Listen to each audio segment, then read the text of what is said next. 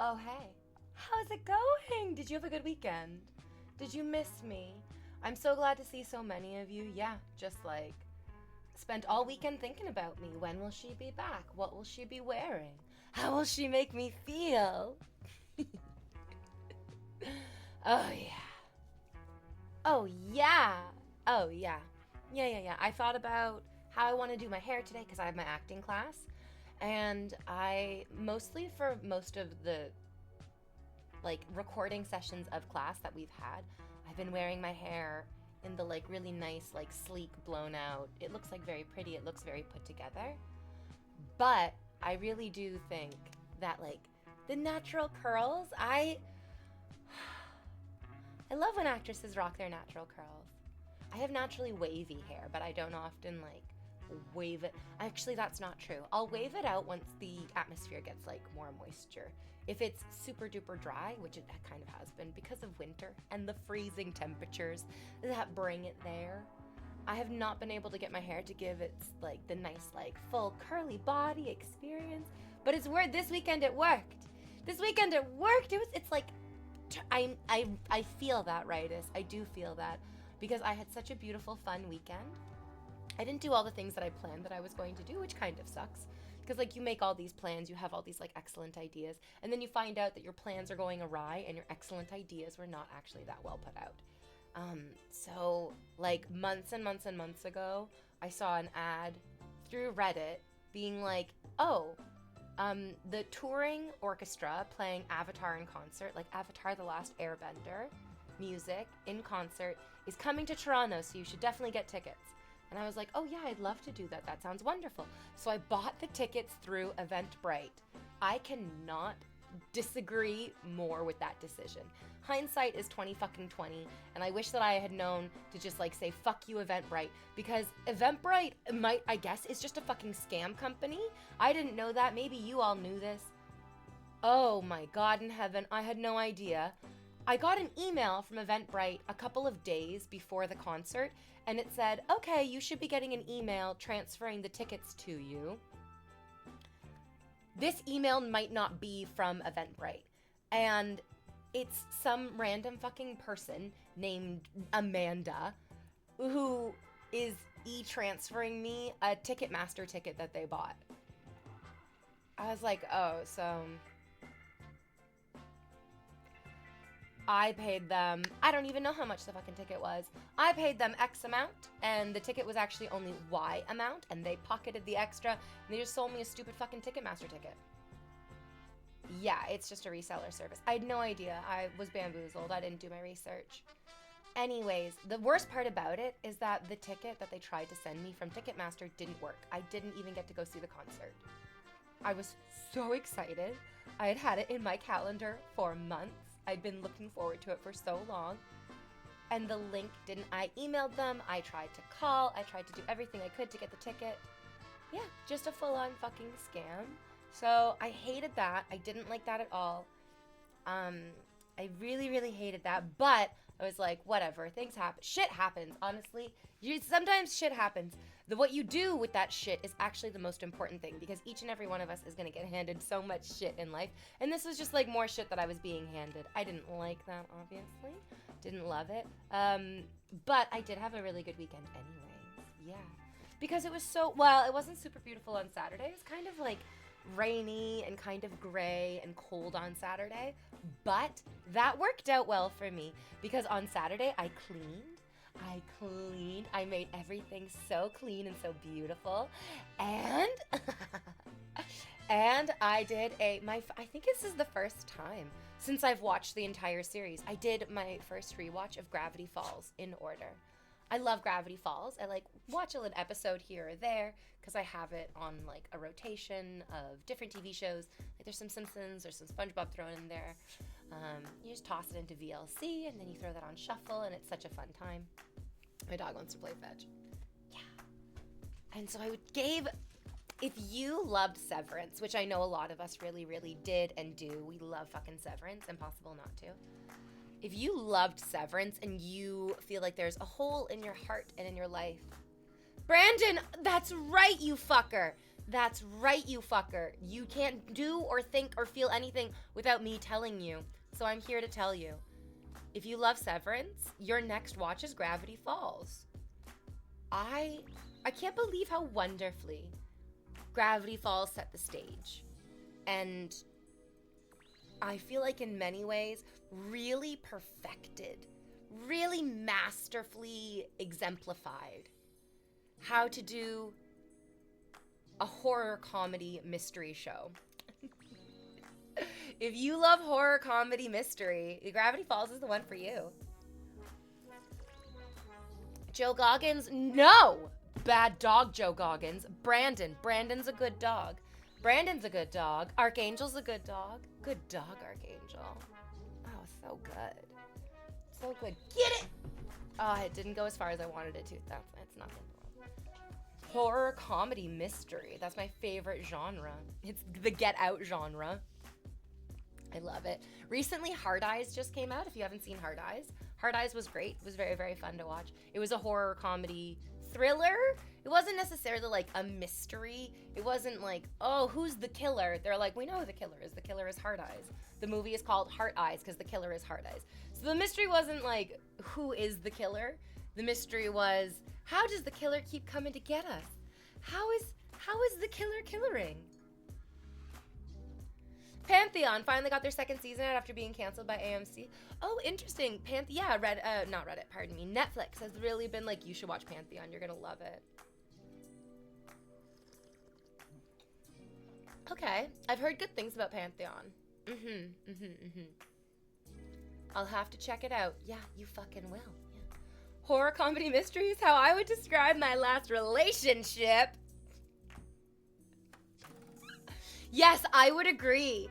Yeah, I would fucking agree. Oh, dating is such a crazy, scary nightmare. But it's good. It's actually all fucking worth it. You want to know why? Because eventually you learn how to make those lemons useful. Sorry. Got really distracted. I was like, what am I trying to say? Do I want to use a cliche? Do I want to try to say something original? And then I just get so excited and then it all just comes out so fucking grumbled up. Okay. You gotta use those lemons to make lemonade. And, I mean, all of us are gonna be handed shit sandwiches. And with the way that the world is going, it kind of seems like the shit sandwiches are, like, really stacking up. So I can't encourage you enough to start taking care of yourself. Take care of yourself. Take care of yourself. And how do you take care of yourself? You know what's crazy? It's kind of in the exact same way no matter who or where we are. It's all just basically the exact same shit. Which is that like you feel your body, you connect to what you think is good and right and wholesome for you. Wait, do you flex for subs? I forgot to shave my armpits, so I'm probably not going to do that for you. Also, I don't like the I don't like the flexing. Something about the flexing. I'm already giving you so fucking much. I'm not really gonna do anything for the subs that you give me other than just be smugly appreciative. Yeah. I know. I feel like I've been wearing these shorts a lot, but I'm like, I love them. So what's the problem with that? Yeah. That's right, Brandon. Flexing is also like another, it's like an armpit thing. And I'm like, I don't, you know what? I'm playing fetch for you. Yeah. It's vanilla Earl Grey tea. It's my favorite. I like the leg band. Thank you. This is part of physiotherapy. My sports guys or my physio guys, some of you guys might be in chat or maybe you're doing, actually, I don't know if a lot of physiotherapists watch my stream. I feel like if you're doing physiotherapy, because I've been to physiotherapy, you have to like be in the fucking room with the person. So you can't actually just sit at your desk all day and watch me on Twitch. So the tendon, or maybe you guys also just like know this because you're smart. The tendon that runs down the outside of my right knee, this one is loosey-goosey. This is so loosey-goosey, which then means that this one is overly tight. Do you guys remember like months and months and months ago I did have it on Friday, but it just like matched my outfit. It kind of looked like it was just part of the outfit. Today, I was like, how do I match this to my outfit? And I was like, you don't. You just wear whatever clothes you want to wear today. I, like, for the longest time, have not felt like balanced. I haven't felt balanced in my body. I felt really tight and rigid in my body, which is terrible. It gives me this little double chin that I'm trying to get rid of. But like when I was talking about the double chin with my physiotherapist, she's like, it's weird that you have a double chin because you're not like, your body's not storing fat there. So like, what is the double chin about? And I literally push my tongue root. So like your tongue is your flappy muscle in your mouth, but underneath your tongue is your tongue root. There's another layer of muscle that is the foundation of your tongue, that your tongue like pops up and talks around. And I, for whatever reason, I think it might have to do with like the looseness on this side and the over tightness on this side. I think that the feeling of imbalance right there down in the core of my body has made me overcompensate by pushing down on my tongue root, pushing down on my jaw to sort of synthesize a sense of grounding. Because what I've been noticing is that I'm like, oh, this is working. This is definitely like helping hold. What double chin? What double chin? You guys, the camera's up so high.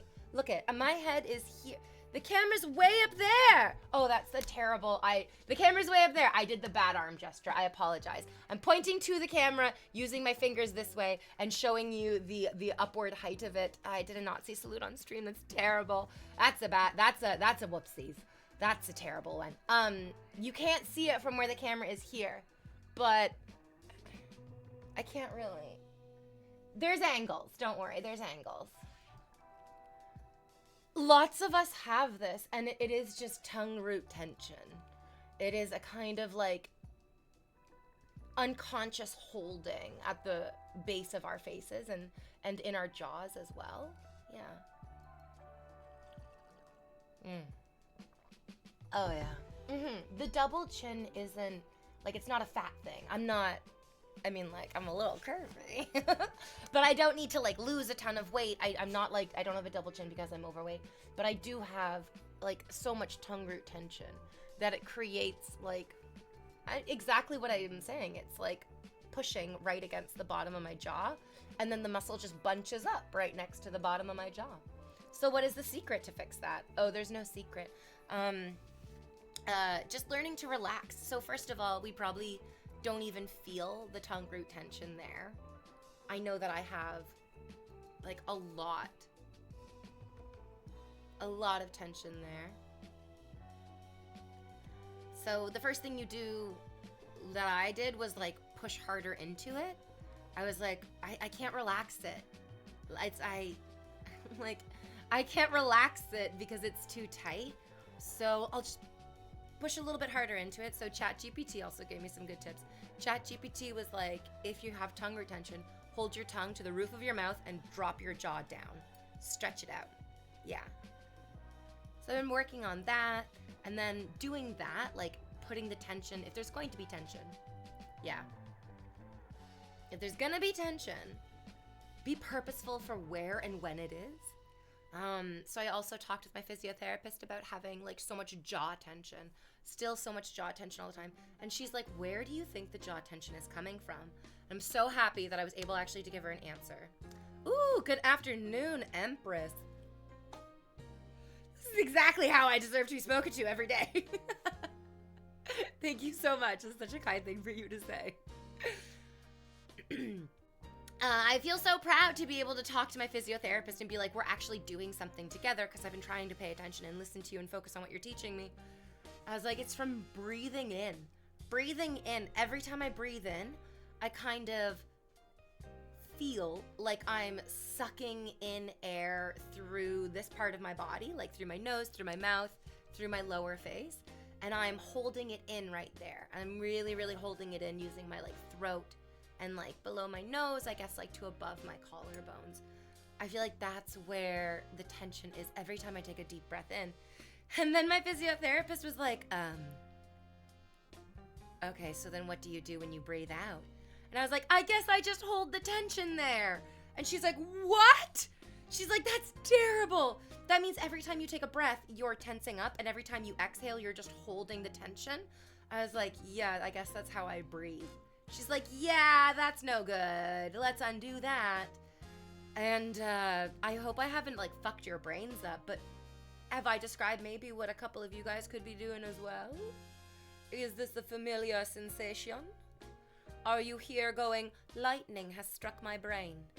I've had an apostrophe. Like, as soon as I was able to put it into words in front of her, I realized that I was like, and I've learned this from other people. And I've watched other people do this sort of like you steel yourself. You stiff upper lip and don't let the assholes get you down. And it's the posture of, I'm ready for a fight. I'm ready for a fight is kind of the like consistent modus operandi of my breathing system. Oh, I know that I suck at breathing out. Did you, when you were doing the post-traumatic stress yoga? When you were doing the YouTube yoga? Were you like, whoa? Sounds like when people grind their teeth, like a subconscious habit. Yeah, I used to grind my teeth like fucking crazy, absolutely. Kind of, I didn't even know that I was breathing wrong. Our body knows what it needs to do to breathe. Our body knows that there must be a tightening. There must be a pulling in. And now I'm manually breathing. Yes, you are. And so what we're going to do is we're going to manually breathe into the muscle that's actually doing the work. It's so difficult. It's so difficult to undo a negative, and holding tension doesn't feel like a positive action. It feels like a negative consequence. So to attack a negative is basically impossible. What I've learned is that trying to relax the tense parts of your body is a fool's errand. You're a fool. You're a foolish fool. And I can't fall for fools no more. No more. The bottom part of your lungs. Just like visualize the very bottom of your lungs. And now visualize, let's say, 12 gnomes. They could be... I was watching Gravity Falls this weekend, so I'm like... I love it. I love that Alex Hirsch just put himself in the show as the fucking gnomes. It's so cute. Okay, so picture a whole bunch of gnomes. And all of these gnomes are holding helium balloons. And these helium balloons are what are holding your lungs up. Absolutely. And the gnomes go, God, those helium balloons are so beautiful. The colors are so fantastic. Some of these balloons are full of confetti. Some of these balloons have glitter embedded into the beautiful latex rubber that they're full of. And so these gnomes want the balloons, and it makes them happy to see and get closer to the balloons. And so the dozen little gnomes that live below your lungs are gonna pull the balloons down, and that's a big deep breath in. It pushes. You're gonna push your lungs down because the gnomes are pulling the balloons down, but you gotta help. You gotta push. You gotta push, push, push, push, push, push, push. Push your lungs down, down, down, down, down, down. Push those balloons, helium balloons down to those beautiful little gnomes. And then the gnomes get greedy and they go, fuck yes, these are all for me. It's, you know what? Nothing good comes of a greedy gnome. That's why I'm not saying thank you to this guy who's trying to get me to show my biceps and flex and do things for the cash monies. No, sir. No, sir. I am not a fucking jukebox that you can plop money into and get a song and dance out of. I'm like a whore. You have to pay me enough and then I'll fuck your brains out. I played a game this weekend where one of the enemies is a group of evil gnomes. So yeah, this helps. Ooh, okay. Oh yeah, if you don't like gnomes, then the bottom of your lungs is like a spike trap. You know those spike traps where the ceiling starts coming down on you? Get it going. Just crush those gnomes then. Fuck those gnomes up. No, I just want to support you. I knew you wouldn't flex. Okay, good. South Park gnomes. You guys, I haven't watched enough South Park. You haven't watched enough South Park? Pardon me. Sometimes the accents just poop up. The South Park gnomes. No, I haven't watched any South Park, basically, so I don't know enough about it. I'm sorry. I know the real reason that you guys are gifting subs, and it's because my dog plays fetch with me all day on stream. And none of this money is for me. This is for the dog to get more balls. The thing that connects everyone and everything here, it's the balls. Yeah, it's where the piss is stored. Perfect, because you break the gnomes in the game so they wouldn't break your stuff that you're repossessing. The dog needs even more EVs. I just love that it's what makes a good, happy, healthy, intelligent dog, is you give them lots of different types of toys. And then they learn, like, I like this toy, or like, I like this toy now and I don't like this toy later, or I used to love this toy and now I'm kind of bored of it and I'm gonna fall in love with it again later. It's just very, very sweet. So I think it's wonderful that my dog is like, oh, different toys mean different types of play. And so, like, if mom doesn't want to play with me, it just means that I have to get a brand new type of toy. Also, the ball bounces and is like a little bit more chaotic. And so when I throw Evie is thrown and lands. But you can kind of, actually, maybe you can't hear it. I can hear, there's like a difference when she gets closer to the ball, the speed with which her body reacts. And so I think it's giving her a more varied sense of play. Very fun. Like it so much. Love my beautiful, intelligent little dog. It's good that my dog is intelligent. It makes me happy. It means that I can speak to her like a person, and she kind of sometimes listens to me like a person. But the difficulty is that because my dog is intelligent, she also knows that she doesn't really need to listen to me when I tell her to do dog things, because she's like, okay, I see that you're treating me like a dog, but I'm a person. So I went for a walk with her this weekend, and please don't arrest me. Please don't arrest me. But I did take her off her leash while we were on the trail, which I don't think is technically, legally, perfectly allowed to be an off-leash area. I broke the law a smidgen of law breaking. I released the dog from the leash and I let her wander free through nature a little bit. Not too much, obviously. She never goes very far from me. She doesn't jump on people. Sometimes when she was younger, if people would give like body language of like, oh my God, I love you, I want to play with you, she would jump all over them because that's what she thinks playing is. But she's much better for that now. She definitely doesn't do that now, thank God for that. I have to apologize a lot less to strangers. Oh, yeah. Oh yeah, there you go. But there were people also like walking by. That was totally fine. She likes to go sniff other dogs. She likes to go sniff other people. There are people who are biking by, and I am such a neurotic mother. I'm like, Bal, you can't go, you Bal, please. Cyclist, there's a cyclist, Bal. Bal, there's a cyclist, and this cyclist will crush your spine and he'll $1 million baby you right in front of my eyes, and I'll have to scream and cry and plead. Is there a doctor in the woods? Hi, Congus. Is there a doctor in the woods? So I'm always a little bit more paranoid around cyclists around my dog. So when I hear the cyclist coming, I would say, Bal, come over here. And Bal would look at me like, why? There's literally no good reason for me to go over there, and I'm sniffing things over here. And so she wouldn't, and she wouldn't move out of the way for the cyclist, and so the cyclist would just go around her, and she would also just make room for the cyclist, and the cyclist make room for her. It's totally fine. But in my mind, I'm like, no, listen to me.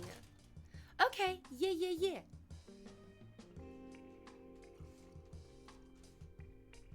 I'll keep an extra close eye on chat. Oh, yeah, I will.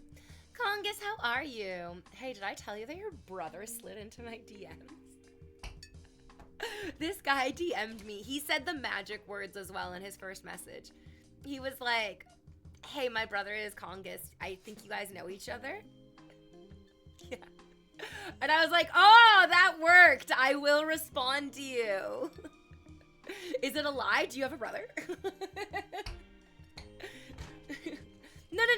I feel like that was literally the beginning and the end of the conversation. I feel like we exchanged pleasantries, and then I was like, okay, I got nothing else to say to you. Hey, the man is shooting his shot, okay? Let the man shoot a shot. Okay, good, it is your brother. I'm so gullible. I want to believe. I want to believe in people. I want to believe, like, I want to believe all of my daydreams. I never want to believe my intuition. My intuition tells me, don't daydream away from this. You should stay focused. Do you think I'm doing that? No, siree, Bob. No. Anyways, we're still playing fetch. We're still playing fetch.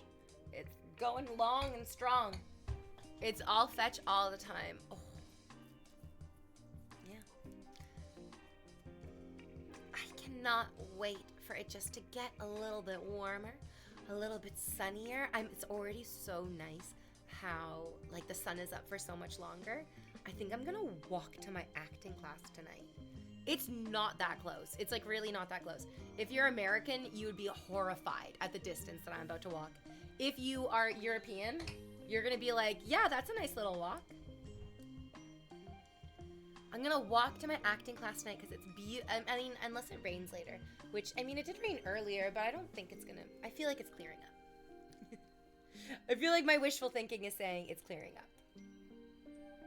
Oh, Ball is life, Bal probably.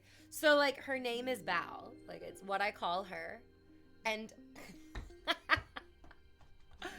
when you go to the dog park, you write the dog's name on the toy. You know what I mean? When you go to the dog park, you're going to write the dog's name on the... You have no idea. It never ceased to make me fucking cackle like an outrageously powerful witch. To see people be like, oh, sorry, my dog got this ball. It's... Ball?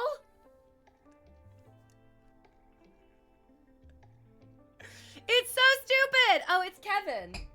Kevin, you're so stupid. Sorry, that was just terrible timing. But also great and hilarious and perfect timing. Anyways, the ball, literally just saying ball is great. And people's faces, and they're like... It reminds me a lot of the face from the... I've never seen the Bee movie because I refuse to watch it, no matter what anybody says or does. But the guy's face when she's like, he's suing the human race. And the guy's like, what? That's what they do when they see the ball with the ball name on it. This ball belongs to Ball. The Bee movie is god-awful. I went for a 9-kilometer hike through some trails with my girlfriend yesterday. Girlfriend! Ooh. So the dating has gone very well, I see. That's the face. That's the face dashing, yeah. This is Ball say ball for. The Bee movie is a great movie, and they deserve that lawsuit.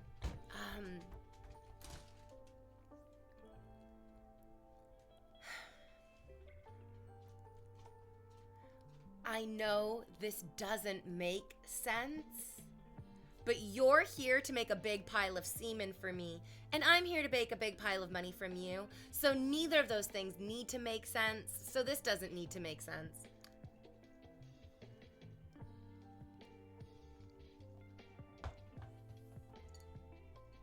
I forget what I was gonna say. I got too caught up in my joke.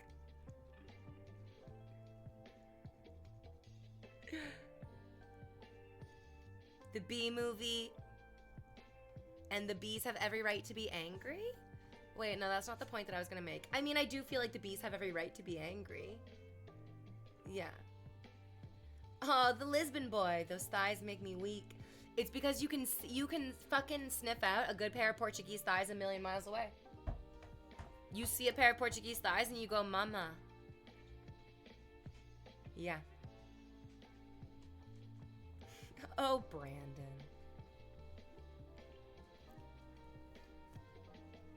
Juice on Demand just losing his goddamn mind.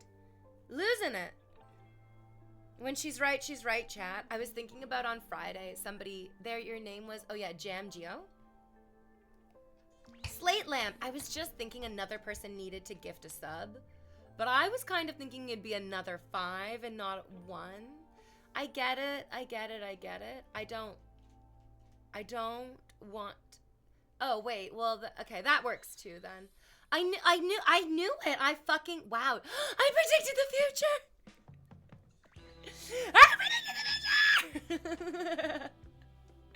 I predicted the future! Wow. Oh, no. I've had so many visions of my own untimely death. I've had so many visions of my own untimely death. Anyways, Jam Geo, the other day on Friday, came into chat, and I was like, you're Korean. And this poor guy was like, how the fuck do you know I'm Korean? And I was like, I don't know, I just guessed. I just guessed. You look great. I'm gonna be 35 very soon. But I also feel like I'm getting back my... Do you guys remember how deeply you feel like you used to take breaths when you were in like elementary school, when you were a little kid? Like when you were a little kid, you would take in like such a big deep breath and you would actually feel like you were filling your whole entire like carapace with air. I remember this when I was little, and the older I've gotten, the more I felt like, oh my God, I can't like breathe into that part of my body, or I can't breathe as deeply as I feel like I used to be able to. And that is absolutely fucking true. It is absolutely fucking true. I've been doing like 40 minutes of post-traumatic stress disorder yoga from a YouTube video several times a week for the past few months. It's been amazing. It's been so wonderful. I cannot recommend it enough. It's the easiest yoga video imaginable. And that's good.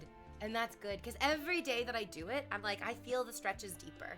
I genuinely feel the stretches deeper. And feeling the stretches deeper is letting me feel my breath deeper, which is fucking gold. Fucking gold, people. Yeah. If you can breathe in really, really deeply,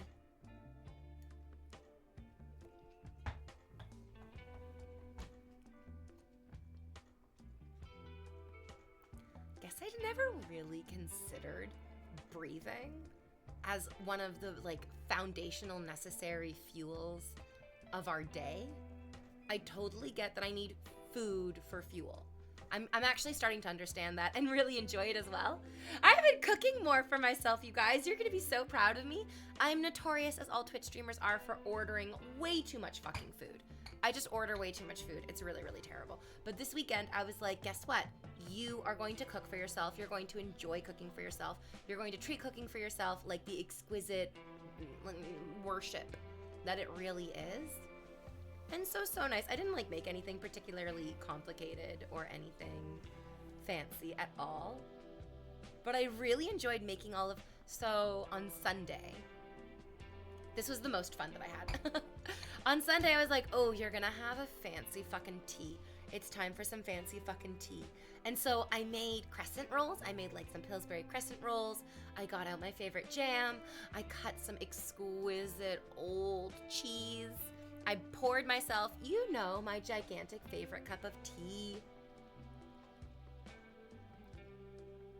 Having the fresh baked goods, having the tea, having the jam, having the cheese and jam, fruit and cheese. Literally nothing better. It's so good. It made me feel so fancy. It made me feel so luxurious. Yeah. And then I like just saved those crescent rolls for dinner as well, and I made them the like carbs for my dinner. Oh yeah. I did rewatch a little bit more Gravity Falls, but I mostly spent this weekend really plowing through Oprah Winfrey and Dr. Perry's book, What Happened to You. It's a book about conversations on trauma. And it's a good read. It is a really, really, really good read. It's not like super duper Oprah centric. It's just Oprah enough, I would say. And Bruce Perry, I don't know anything about Bruce Perry. He's wonderful though. The like little bit that you get from the book, what you get from him is that he's very, very patient. He's very curious. He's very understanding. And then for me, when I put all of those things together, I'm like, and he has probably been through some real tough shit, to be honest. He talks like somebody who understands what pain really is. The book, Ritus, is such an important title. What happened to you? It's so important that what happened to you is everything. It really, really is everything. Why do you feel the way that you feel in this moment? Why do you feel the way that you feel throughout your entire life? All of this is because what has happened to you. And so it's not just a question of like, what happened to you? Why are you damaged in this way? But it's a statement. What happened to you? This is what happened to you. And these things that happen to us, because we're not monsters, we're not robots, we're not automatons, we're not homunculi, because we're people, what happens to us deeply affects us. All of it deeply affects us. Any person who's like, it doesn't bother me, I'm not affected by it, we all know that the first person they're lying to is themselves. And they're not fooling us. Hey, how does it look like in Canada right now? I heard you talking last time I was here about the situation in the US and someone said that it was escalating. No, you know what's amazing? Our current Prime Minister, Mark Carney, who's the leader of the Liberal Party, had a phone call with Donald Trump. And I'll be honest, it seems like Mark Carney scared Donald Trump. Because Donald Trump made a huge fucking personal turnaround from the public rhetoric that he was using in discussing Canada. After the phone call with Mark Carney, he really reduced the outrageousness that he was hurling up north. So I don't know what Mark Carney said to him, but it worked. But oh my god, it worked. Ian Muscles says, when you stop at a red light and the traffic cone starts reciting poetry about melted crayons. Oh. Okay. Oh, nice. That's good news. Let's hope. Mark Carney is an economist. He seems, most of all, at the core of his being, to be an economist. And I mean, that bodes well for a country that wants to survive this current economy. We're fucked. We're fucked. Rightus, I think that Canada has done a great job of cultivating a laid-back, peaceful reputation. When you think of Canadians, you think of maple syrup chugging, hockey playing, pacifists, basically. Canada historically is fought in wars side by side America. When we fight at all, it's next to America. We're fighting alongside the Americans. We both of us go together hand in hand. Trudeau was right when he said that the Canadian and American friendship has been an envy, because historically countries that live next to each other often fight with one another. But Canada and America really, except for that time that they, except for the War of 1812, obviously, where, do you guys know? Canadians? So, there's a little town called Niagara-on-the-Lake. It's near Niagara Falls. But it's not Niagara Falls. It's called Niagara-on-the-Lake. And the Americans, and it's right on the border. It's right there because it's by Niagara Falls. It's right on the border. And so some Americans came across the border and they burned down Niagara-on-the-Lake. They were doing some fucking, I don't think anyone told them to do this. There's no strategic advantage to burning down Niagara-on-the-Lake. It was just a kind of nothing little town that was just close and undefended and kind of an easy target, to be honest. So those Americans took the easy target that was Niagara-on-the-Lake, and then Canada retaliated by burning down the White House. It's a very Canadian way of operating. To be honest, don't say that one time that we burned down the White House. That's a great reduction of the importance of that action. I feel like there's a huge symbolic lesson in that. That was a big moment. It's so funny to think of. It's not something that Americans want as part of their history, and it's something that Canadians will never let them forget about. Canadians are laid back most of the time, but don't basically screw with us. So you're saying we should do it again? A Congus. Oh my god, that's so funny. No, Congus, you can't let us Canadians do the heavy lifting for you anymore. You have to burn down your own White House. Yeah.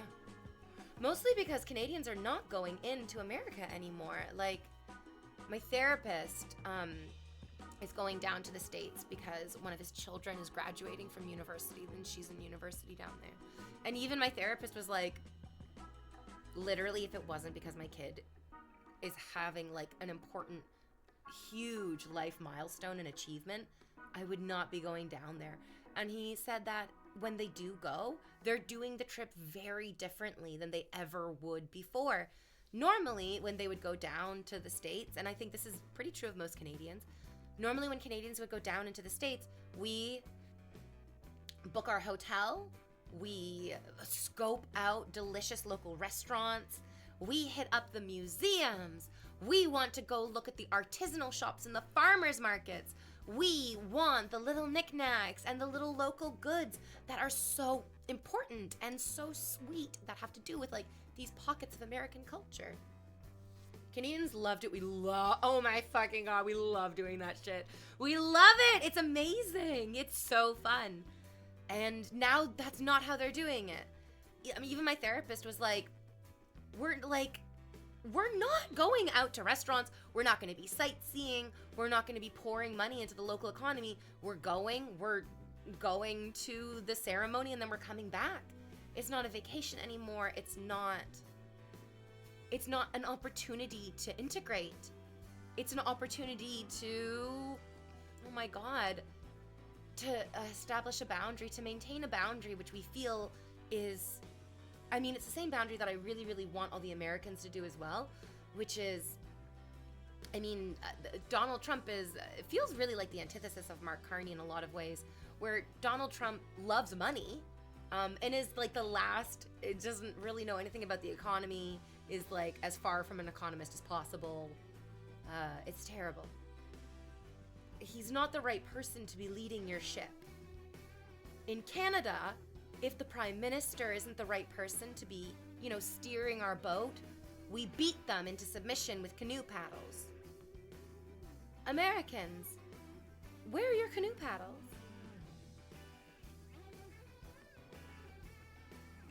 Is Carney's strategy going to be to burn down the White House as well? You guys, we do not need to burn down the White House and then release that disgusting, noxious fume into the atmosphere. The environment has suffered enough. You can't just burn garbage, We're not burning down the White House. Hey, bestie. Oh, Clint. Clint. I'm using your birthday present to me for my class tonight, In the Name of the Wind. I still haven't read it yet. I still have not read In the Name of the Wind. I know that I'm going to love it. I know that it's one of like the greatest, most legendary fantasy series, or fantasy books rather. Wait, is it a series or is it just the one? I mean, the one book is a fucking brick. But I need it because it's going to be my stand-in copy for Finnegan's Wake tonight in my acting class. I'm so excited. Please send us canoe paddles. I love you even more now. Are you sure? We're not burning down your White House. You have to do something yourselves. The majority of American voters voted against him 3 times in a row, by the way. Unfortunately, the majority of Americans did not want him. That's true.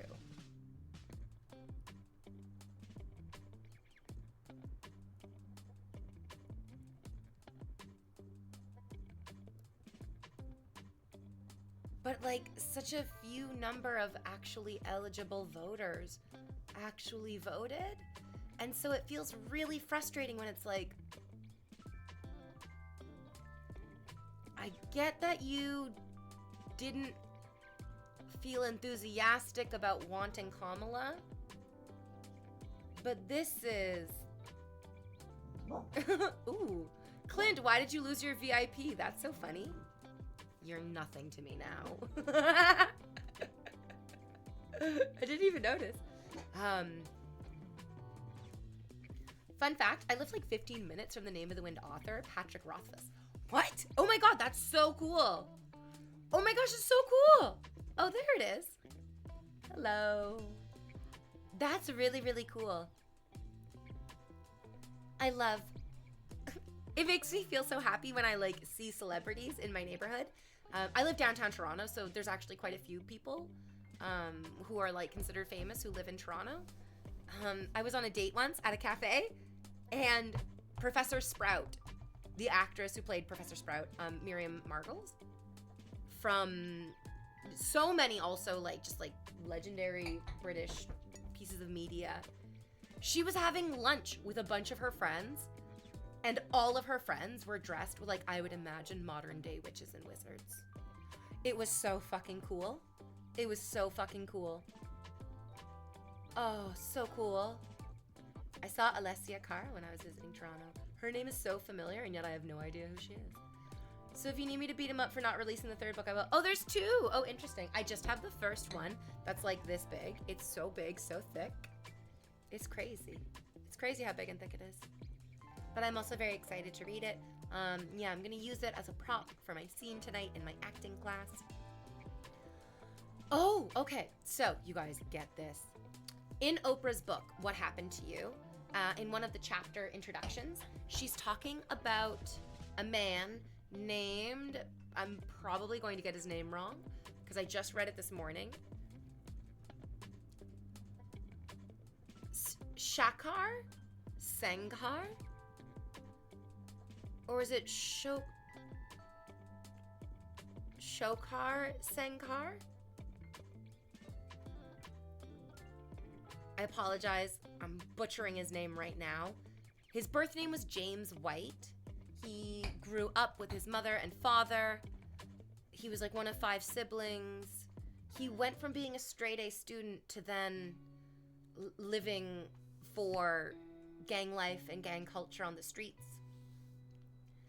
And then when he was 19, he shot and killed a man and then went to prison. And then in prison was like very disruptive, in solitary confinement for several years. And then while he was in prison, he got a letter from his son. And the letter said, Jesus is watching you, please change. And he had an epiphany that he was like, this is not the legacy that I'm going to leave for my son. And he wrote his own memoir from his time in prison and his time growing up. And then he was interviewed on Oprah. And during the interview with Oprah, this is the part that really resonated with me this morning. In the interview with Oprah, he talked about how when he was younger, because he was a straight-A student, he like really put himself. Is the Blue Sky Invader V account legitimate? Yes, that's really me. I never really use social media very much, but that is my legitimate Blue Sky account. The author of this story was asked by Oprah, so when you were a straight-A student and you wanted to become a doctor, why? Why did you want to become a doctor and then abandon that and then choose the like street life and the gun violence and the machismo of the street life too? Why did you want to be a doctor in the first place was Oprah's question to him. And the way that it's written is it's such a great little book. She does a beautiful way with words. She says that he quietly thought to himself for 23 seconds, which in TV time, and you guys know this, 23 seconds is like a full YouTube video that would go viral. 23 seconds can be an eon, especially when you're watching something on a screen, like in a movie or a TV show or anything like that. 23 seconds of dead silence, of just like quiet, thoughtful reflection is such a long time, and she's right, and it is. And then he was like, I wanted to become a doctor because my mother was always so polite to the doctors when she brought us there for checkups or for when we were sick. And I thought that if I became a doctor, my mother would permanently become nice to me. And Oprah was like, I saw in that moment how this desire is shadow boxing your own insecurity. And for me, it clicked so beautifully for me that I was like, oh my God, I'm so afraid of like doing anything wrong, like doing the wrong thing. I am like going to my acting class tonight, And I often worry about, oh my gosh, like what if I forget my lines? What if I fuck up the scene? What if I say the wrong thing? What if I emote the wrong thing? What if I fuck up? And the idea of doing that terrifies me. It actually scares me so much. What if I say the wrong thing on stream? Joe, what's these 5 gifted subs for? It's nice of you. Thank you. I'm so afraid of fucking up. I'm so terrified of doing the wrong thing. Saying the wrong thing, feeling the wrong thing, looking the wrong way. I mean, Jesus, even like breathing the wrong way. Oh my God. And in my heart of hearts, I think it's because there was this really intense atmosphere when we were little growing up that if you fuck up, there's like a bad way to fail. There's the wrong way to live. And that was always sort of like the slippery slope. It's like we were always walking on a razor's edge. And we had to obey our parents, absolutely, to be good so that we didn't fall into, think about all the ways that we could have failed our parents. You dyed your hair, you cut your hair, you got a tattoo, you wore the wrong clothes, you said the wrong thing, you said the right thing, but you said it at the wrong time. Like, you did the wrong thing. You failed a test, or you didn't turn in an assignment on time, you got into a fight with a person in school, you got into a fight with a teacher at school. Like, there's just so many, and all of these things would be another opportunity for either like that crushing, sad disappointment that felt so terrible from our parents. I'm just so disappointed in you. Like, what? For making a mistake? For learning? For trying new things? Fuck. Or even worse sometimes, if you made a mistake, it was an opportunity for them to like revel in punishing you, which now as an adult, I can see. I think my dad in particular was really trying to soothe his own insecurities by sort of going overboard with punishing his children. He felt very insecure about, I think, his own idea of like doing the right thing, doing the wrong thing. And so he overcompensated. He would like punish us so hard for nothing. I can't believe how many times I got grounded. And what was I doing? What was I getting grounded for? I have to really rack my brains to think about it because I wasn't doing drugs. Like, I wasn't drinking alcohol. I wasn't stealing things. I would get grounded for, like, mostly for not obeying the illogical, unnecessary, illogical, not unlogical, the illogical, unnecessary rules that were part of like this bizarre facade of parenthood. I feel like I mostly got grounded for not, I know this sounds so crazy and I'm actually having trouble like even describing it because I'm like, what the fuck? Why would I get in trouble for this? I would get into trouble for not like calling my dad to tell him that I made it to my friend's house. Or I had to call my dad when I got home from school because he was always terrified that I was going to be like murdered or like kidnapped. And then people would be like, oh, he is the reason why she got kidnapped. Not that he would miss me. No. Not that I'm like a precious, nice thing.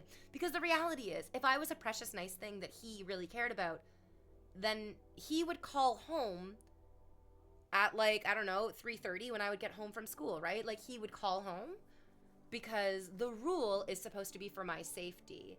But the way that the pattern of activation of the rule was actually just designed to make me feel scared, insecure, and an opportunity for me to be a failure.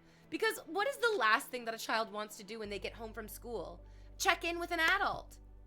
No, when children get home from school, they do not want to check in immediately with an adult.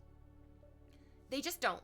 When children get home from school, they want to be like, thank God, I don't have to do anything that an adult wants to do for the next like few hours because I am home, adults are not around, I just get to do childlike things. Ugh. It feels, oh my God, feels like ripping a Band-Aid off to go through all of these memories. And yeah, it hurts because it's like, I get that my dad wanted to be a good dad. It sucks that the pattern of his fathering was terrible. Really, really terrible patterning for fathering. Just so frustrating. Holy moly, this outfit is giving fire summer vibes. Yay! Yeah, I want it to be warm and sunny. I mean, it's like 9 degrees Celsius in Toronto right now, so that's so nice. That's like beautiful seasonal spring into summer weather. Spring will be summer weather. That sounds very similar to how my dad was. I think it came down to needing to be in control all the time. Yes. Yeah. Yeah. And then laziness. And then like a really sickening amount of laziness. Just like really fucking awful goddamn laziness. How lazy was that man that he put the responsibility on me as the child to get in touch with him every single day? It's weird and it's inappropriate. It was bad parenting. It wasn't the right way of doing it. The right way of doing it would have been for him as an adult, and he's a computer person. He did a type of coding, we'll say. He's a computer guy, so it's not like his job was he's on site doing construction and he has ear protection on and he can't take a moment to make a phone call. Absolutely not.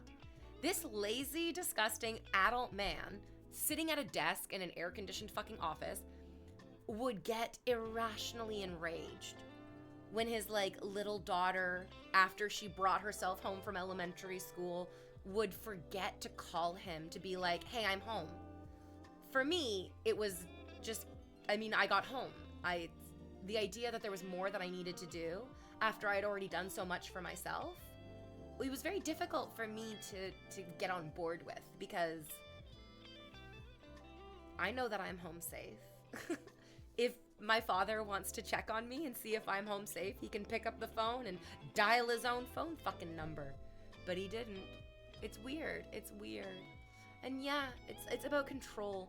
It was about like his sense that he was controlling my actions and like what I said, what I did so deeply. Yeah. Wait, it's warmer here than in Toronto? Crazy, I don't know where you live. Don't tell anyone either. But also like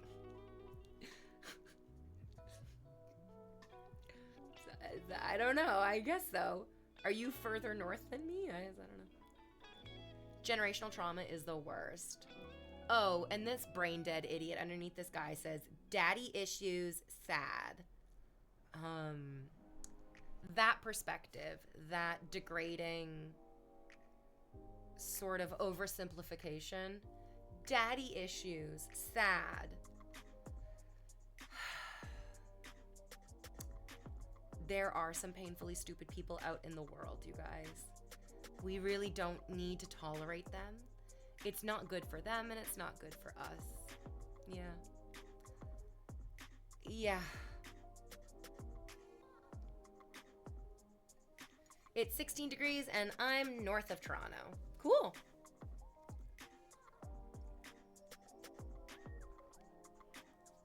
We do not use Fahrenheit in Canada. No. And it's 20 degrees in Europe. I don't know if I've ever heard a European person actually speak about Europe that way. Europe is a whole... What?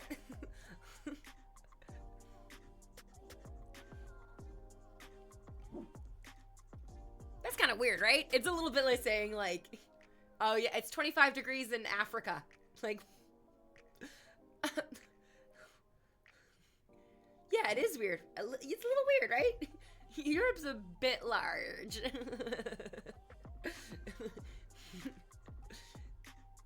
Well, I don't want to say where I live, obviously. You can say the country that you're in. I don't think saying the country that you're in is going to be doxing, my dear. Yeah, especially because I'm like, Ritus is also in Europe, and I guarantee you it's not 20 degrees for Ritus.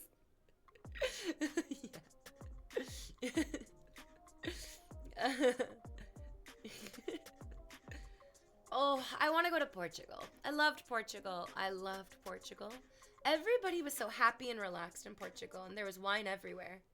Ooh, I'm in the Czech Republic. That's nice.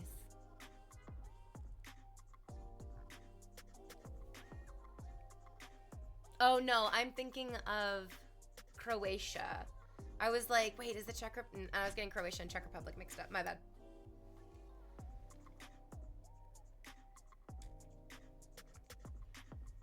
I don't think I know a lot about the Czech Republic, to be honest. Other than... Do we still call it that? I guess you would know if you're there. Am I getting it confused with another country that we don't call its old title?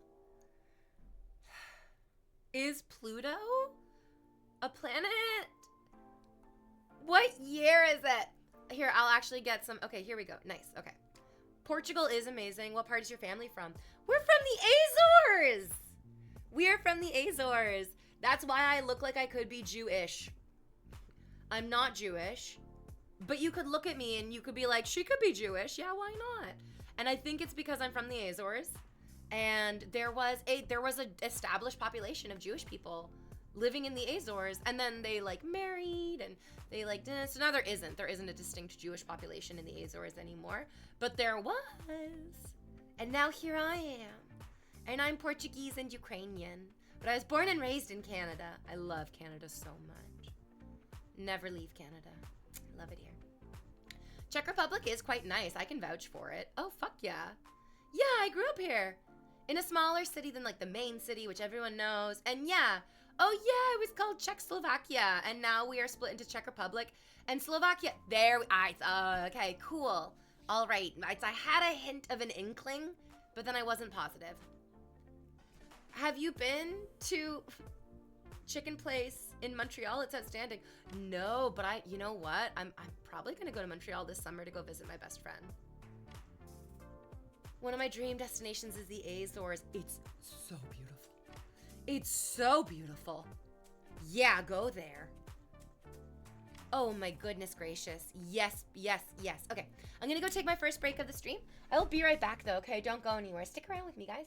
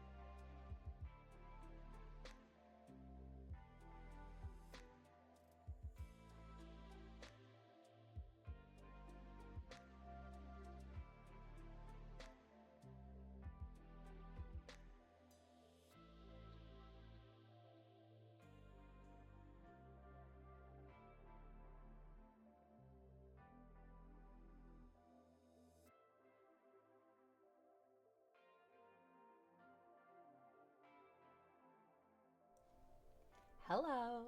Okay, I got a good photo. I posted it on the Instagram for you, so you can go enjoy my outfit in perfect fucking stillness. That's what pictures are. It's just one perfect moment. But like it's hard. You gotta like make a cute face, but then your cute face can't just be like the same face over and over and over again. It's gotta be kind of a new cute face.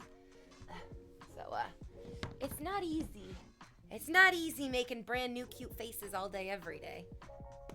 I learn from the best. This adorable little puppy dog. She really is the best. Like she's real. Everything I've learned about adorableness has been from this dog. Oh, the pic is good. It is a good picture. I got my teeth bones out for you to jerk off to. Your favorite. Oh, I'm getting kisses. Hello, kisses from my missus. Everyone thinks she's a little boy dog, but she's just a beautiful little girl. Yeah, you're a beautiful little girl. What, do you want me to pet your nose? That's why you're jamming your nose in here? Oh, it's you! You're back! The Instagram photo is so good. Thank you. Oh, you are welcome. You are welcome. And then you will come well. Welcome, come well. Get it? Get it? Get it. Oh, hello. Would you come? You're gonna come lay next to your. Ooh, what's this? Is this cardboard? Where'd you get cardboard? I threw away the box that the cat was eating, but the cat does love to eat cardboard. That's why I'm working on my face. Dermatologist got me working on that. Oh man. Oh fuck my life. Yeah. I definitely should have gone to a dermatologist as a youngin'. I still haven't. I was thinking of getting masseter Botox, but to be honest, I'm not sure that I need it. I think if I wasn't doing the physiotherapy work, if I wasn't doing like all of the yoga and all of the physical trauma work, I think the Botox and the masseter would have been the solution. And actually, I'm not like ruling it out entirely. I just actually don't think I need it. I really don't. I have been noticing a huge reduction in jaw tension. What are you doing?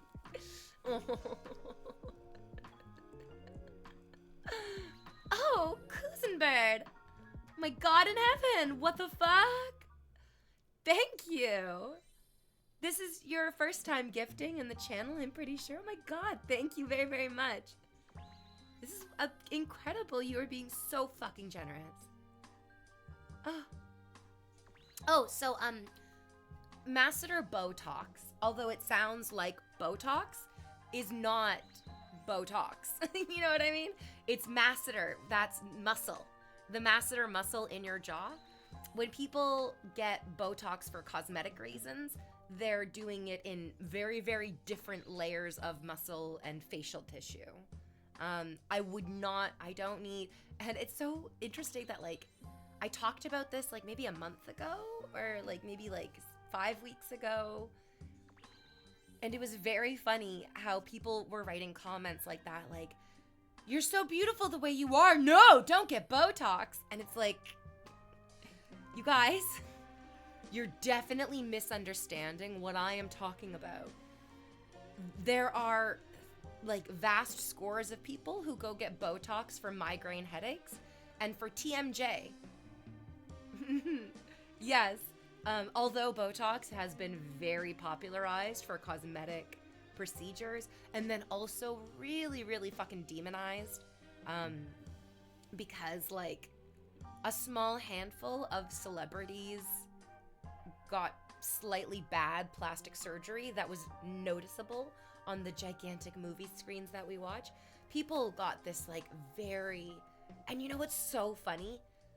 We like to think that like, oh man, we're so smart and our parents are so dumb. But our parents' generation was like, antidepressants just turn you into a zombie. Any kind of mental health drug that you go on is a fucking lobotomy pill that's just going to completely change your personality entirely. You might as well jam the fucking ice pick up your sinus yourself. And then now we have people of our generation being like, Botox is disgusting. Getting a single syringe of Botox is like having 7 bad facelifts. It's this like really, really intense slippery slope like attitude rather around individual medical care. Oh my God. It's very strange. I guess it's not though. A lot of us just like hear the word and our brain automatically like clicks into, what does this remind me of? What does this make me think of? And then that's it. And then that's the beginning and the end of the conversation, basically. Instead of it actually getting to be something larger or something bigger. And it's often not the first thought that's like the best one. Although I do love, I loved watching America's Next Top Model growing up. And there was a girl on America's Next Top Model who was chatting with another contestant, and this other contestant was kind of thinking about quitting the contest. And so this girl was just like, God gives us our first thoughts, trying to convince this woman to fucking bow out of the contest so she herself could have a better chance at winning. It's so funny. I don't believe that. I don't believe that God gives us our first thoughts. I think that's categorically incorrect. You guys, Any Given Day says, bring back the lobotomy, LOL. So, you might have the same personality that I have. I'm not saying that this is like my full term personality. This is like one of my facets of personality. I call it the releaser. The releaser is that like edgy teen angst lord who's like, I'm gonna say the edgiest thing imaginable. Ha ha!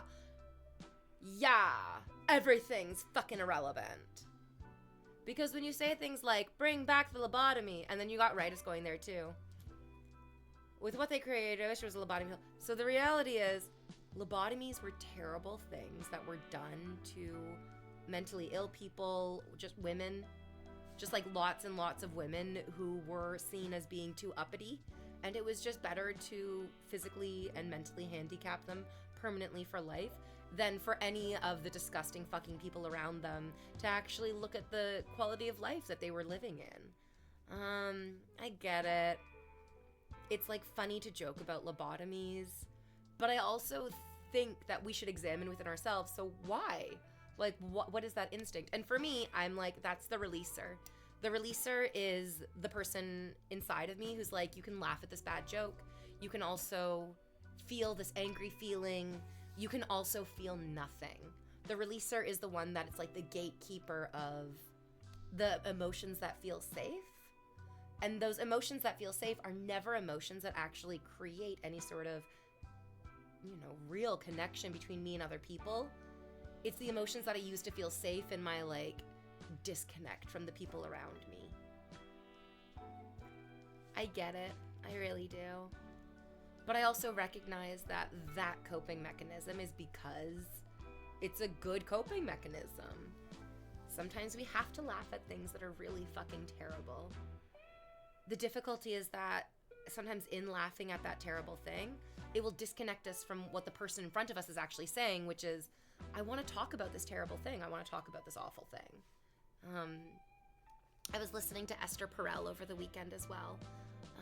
And it was such a if you don't know Esther Perel, she is a therapist. She's I don't know about Esther Perel. Anyways, she's like a couples counselor. She's like a couples therapist.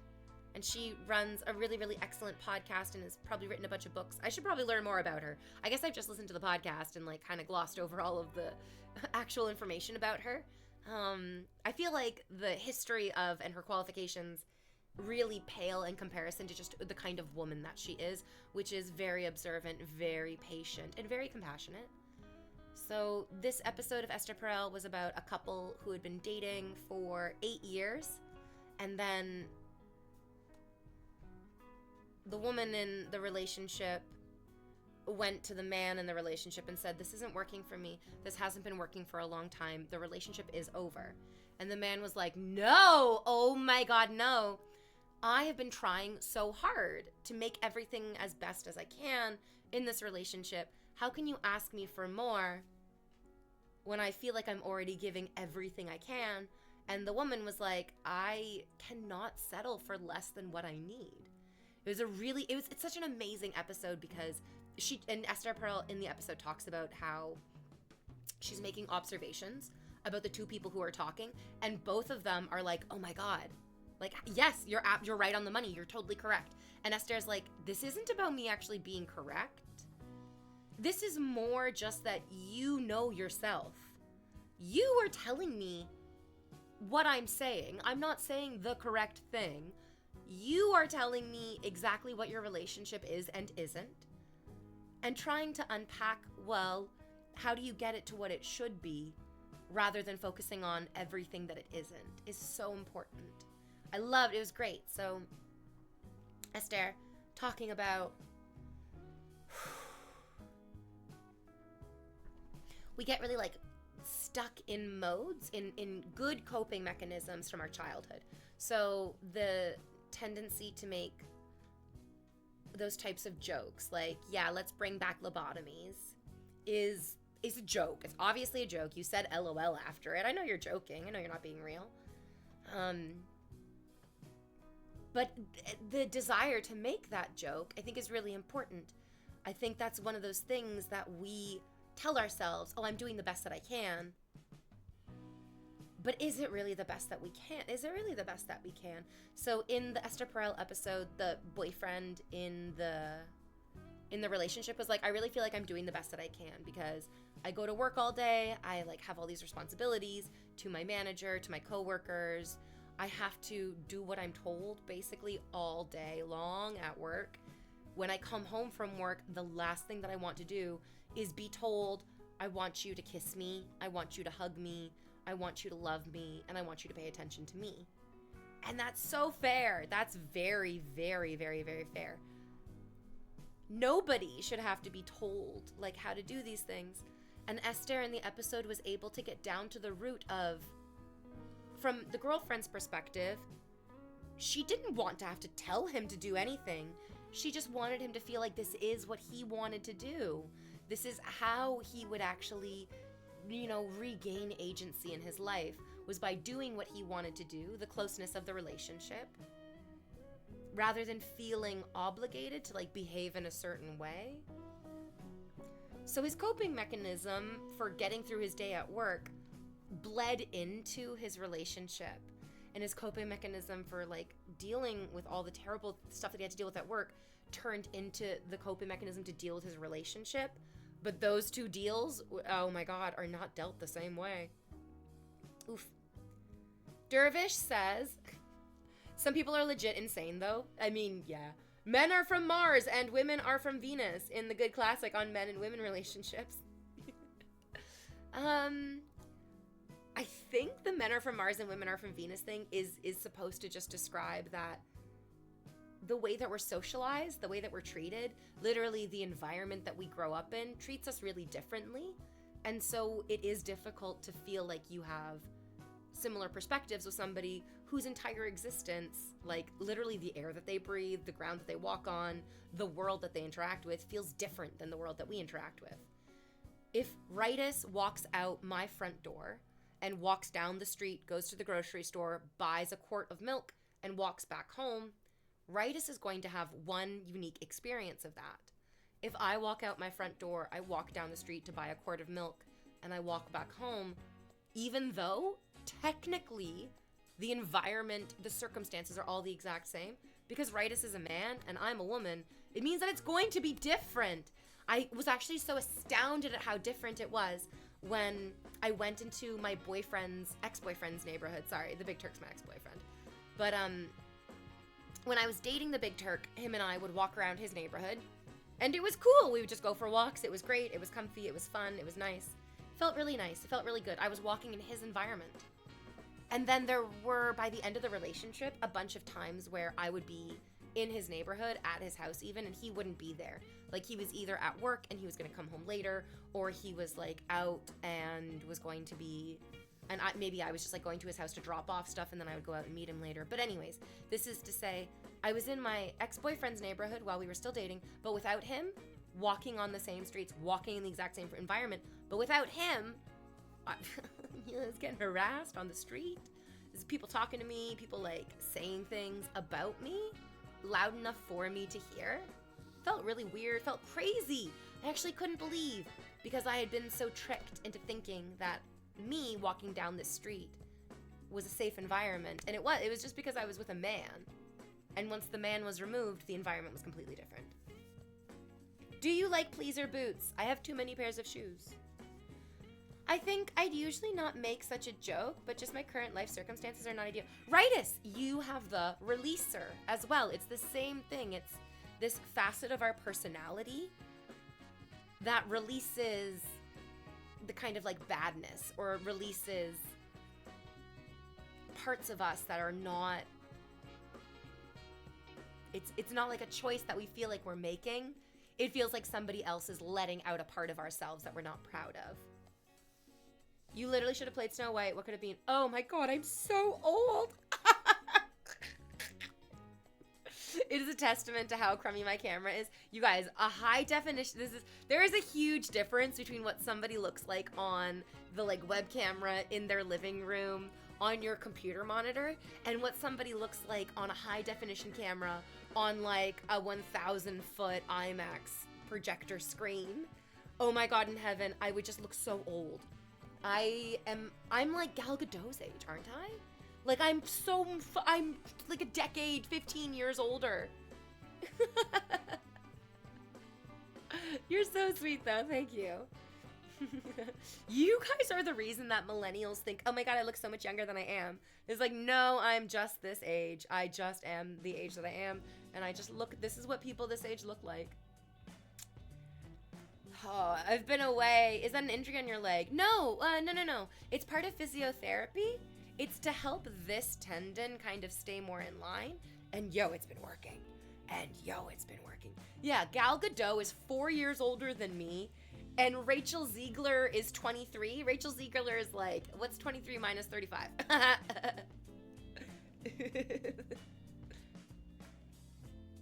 Yeah, it's gonna be drastically different. And it's baffling to me. Oh, thanks. Yeah. But with top of the line lighting and also makeup artistry as well, yeah. There's a 16-year age difference between me and Rachel fucking Ziegler.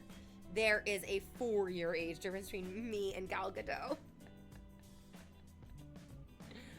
Oh, wow. Free Palestine. Free Palestine. Let's not forget to free Palestine. Yeah, the millennial young look, which is no, we do not. Oh my God in heaven. We all need to stop saying, for a time we did. There was a time when us millennials looked a little bit younger. Oh, actually, no, between you and Ziegler, it's just 12 years. She's 23 and I'm 35. Yes, okay, yeah, 12 years, that's right.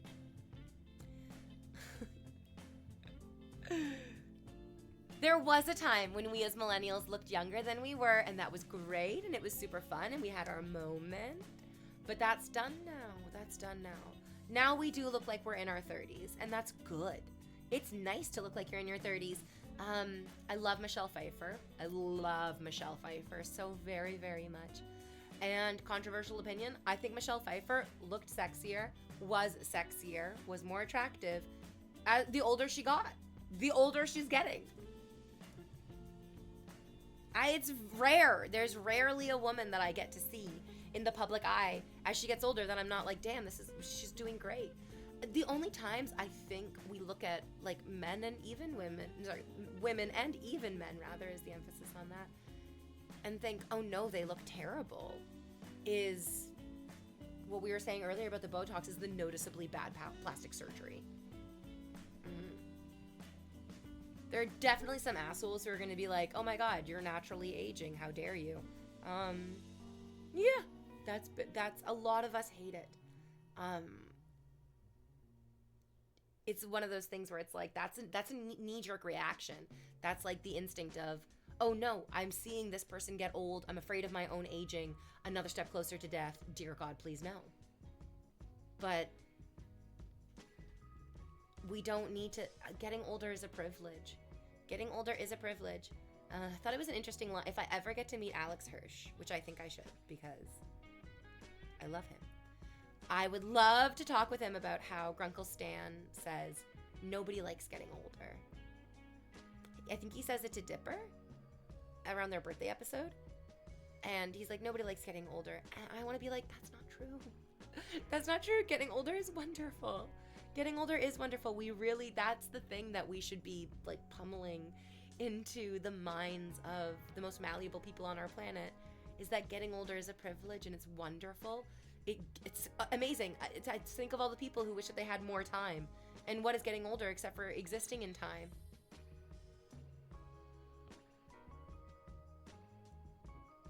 Oh yeah. Oh yeah. His message is basically just being like, people try to pretend like they don't love MILFs. You're right, Andrew. You're right. Hey, what is the leg strap for? It's tape. What is this kind of tape called?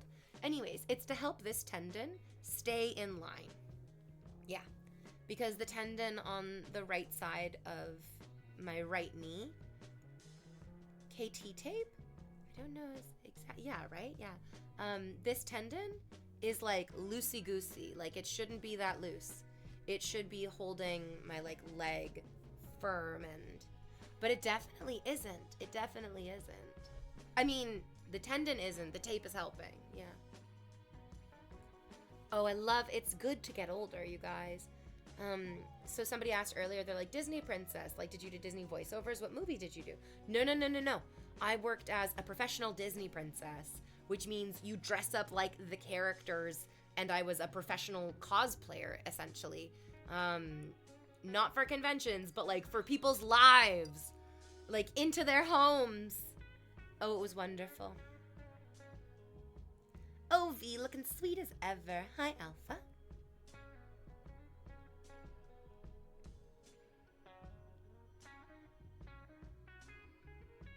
A podcast that I listen to as a constant joke about getting older. Ooh. Tuatara. What you doing? What's this about? What's that one gifted sub for? I love getting older. I do think it is a good thing. I loved being a professional Disney princess.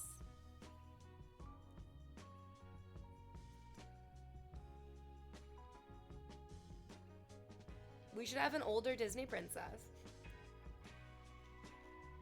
There are older princesses. And now she's a queen. Yeah, I guess so. Princess is just a title. Like, I mean, there must be people who are princesses their whole lives, right? Should we do it again? Yeah, gift another one. Do it again. And is today your birthday? Every day in April is my birthday. Yes. Yeah, you nailed it, fucker. Every day in April is my birthday. What'd you get me? Yeah, that's right. Wait, what? Oh, that's so weird. I've never seen it do it backwards like that. That's kind of funny. Strange. I'm glad I have a bunch of episodes of theirs that I've not listened to. I'm catching up on it. It's a blast. It's hard to keep my laughter in public quiet while listening to it.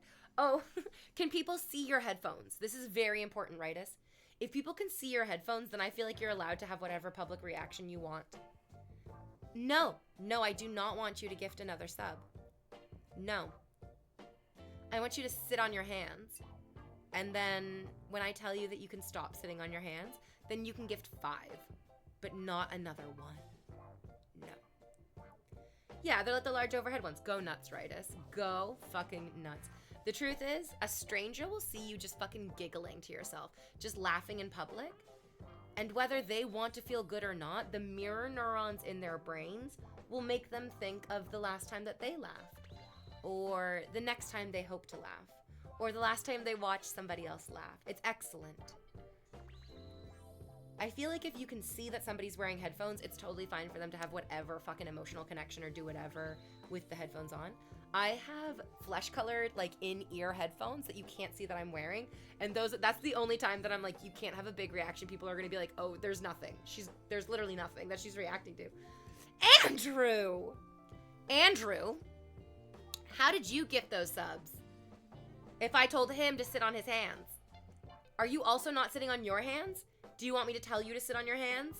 You stupid idiot. You attention-seeking idiot. Show me your gums says, I dated somebody who ran a place that specialized in princesses and Disney character birthday parties. But Elsa, Ice Princess. Oh, yes. So I worked for the actual company that we were allowed to do Elsa. We were allowed to sing Elsa songs. We were allowed to have it be Elsa and Anna because Disney gave us a licensing agreement. And I'll be really honest with you, we snobbishly looked down on the other companies who did Ice Princess, Arabian Princess, Mermaid Princess. Be like, you fucks! You fucks! Not official! Sorry, that's not nice of me, but that's the truth. So your girlfriend worked for one of the fake companies that I would look down on, but she still had a blast. That's good. That's good. And the kids were always so happy. The kids were always so happy. Now the parents, on the other hand. I was going to be Kristoff for the Frozen coronation event they had planned, but then COVID squashed it. Oh, I wanted princes so badly. So that I didn't have to carry all my own shit in and out of these events. I was like, this is garbage. I worked my ass off to find romance in each and every one of these stories. Where the fuck is my guy carrying my guy? Especially because, people were so fucking crazy with these parties. I loved all of the children. Even the scary, weird, overly attached kids who invariably give you a sense of ick. I was that kid when I was little. I was like really attention starved as a child, as you can tell now as an adult. And I had so much compassion and empathy for those children. I was like, you deserve to feel special. You deserve to feel loved by this Disney princess. I, as a person, do not want like sticky little children grabbing me and crawling all over me for hours and hours and hours nonstop.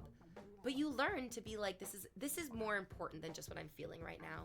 This is important to the kids. It actually really is, for their sense of safety, their sense of development, their own right sense of self-worth.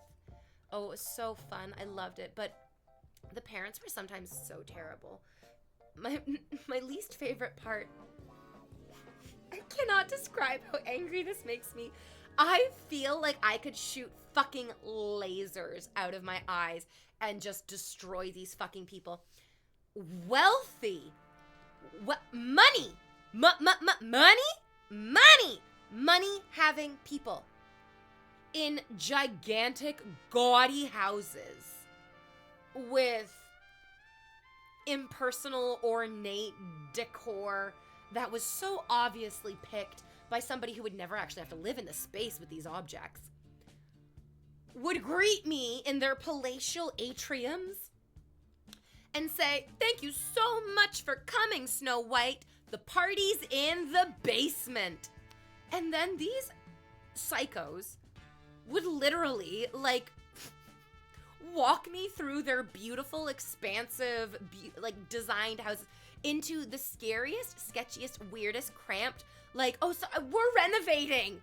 Like, I feel like I literally had birthday parties in, like, Dexter's Kill Room because parents were like, we're renovating, and we just thought we'd have the party in the center of the construction zone.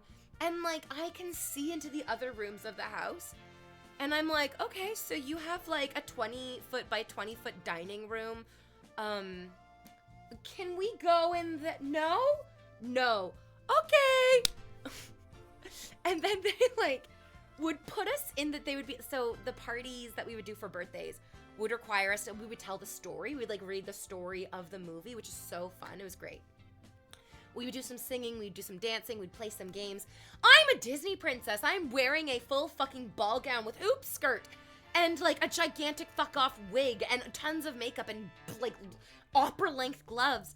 And they would cram us into these teeny tiny little squished rooms. The parents would be like, we want all the children to sit within this 12-inch by 12-inch square in front of you. And it's my responsibility as the princess to keep the children sitting down while simultaneously entertaining them.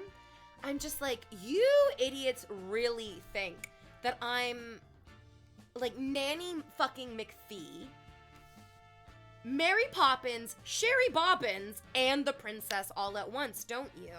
You actually believe that I am 3 nannies and a performer for you.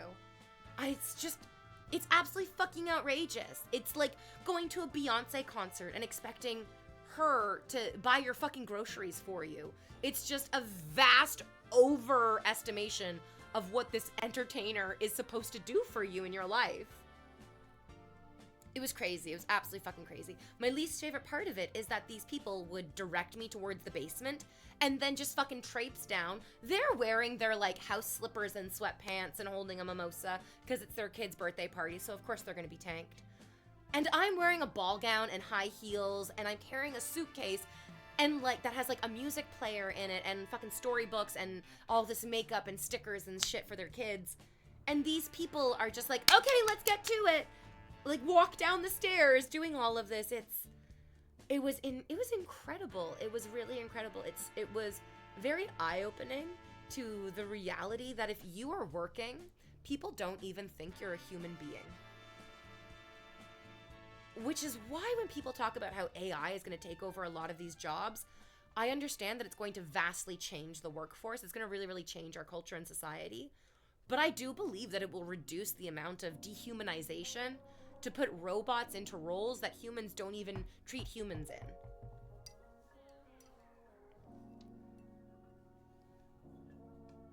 Oh, being able to have your own princess palace is incredible. Oh yeah, that's good shit. Oh yeah, that's really, really good shit. Love that. Yeah. Which socials are you most active on outside of Twitch these days, V? Oh my, I mean Instagram probably. So yeah, I check out Instagram like a couple times a week.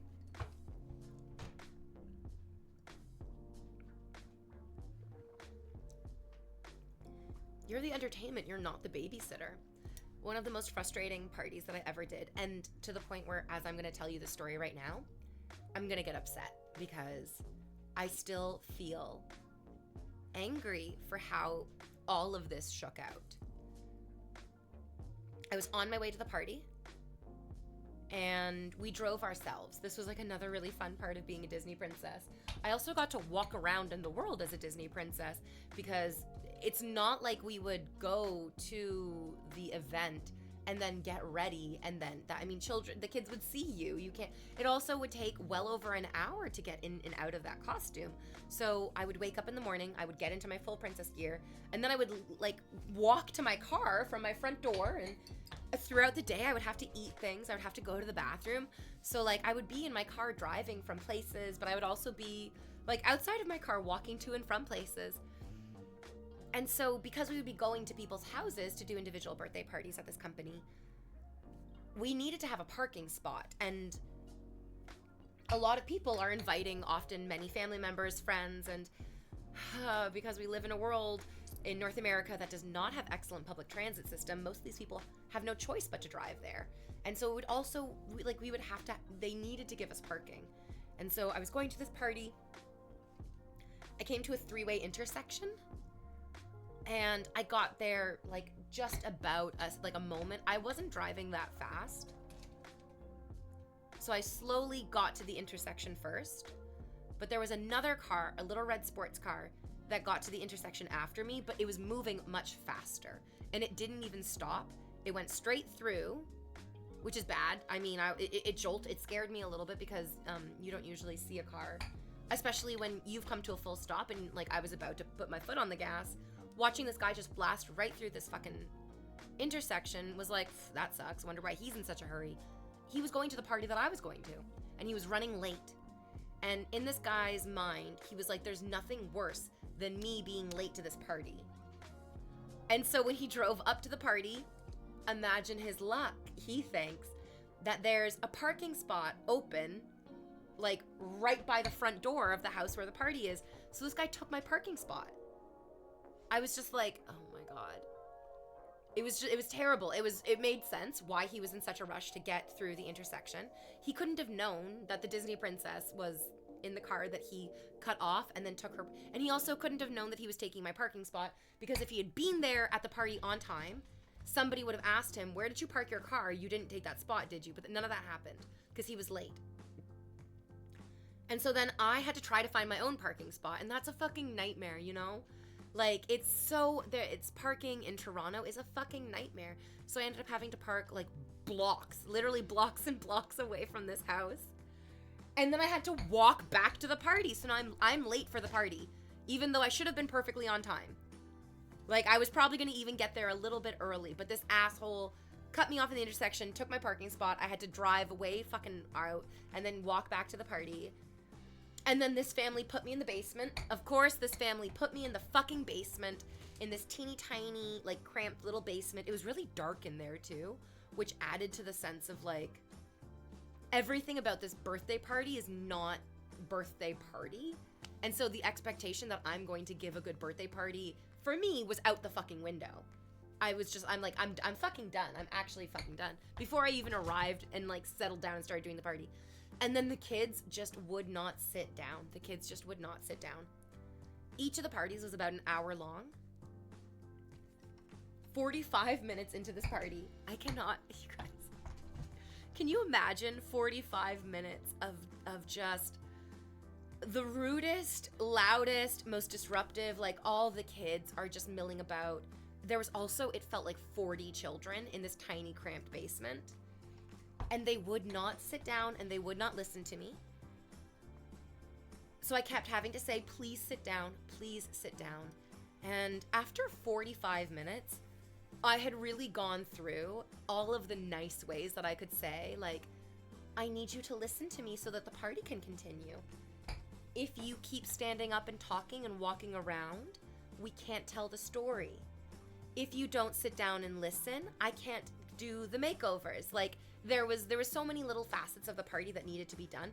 There was so much, and that's like what really sold our company as like a separate and distinct and special experience, is that we had this like routine that was really important to the party.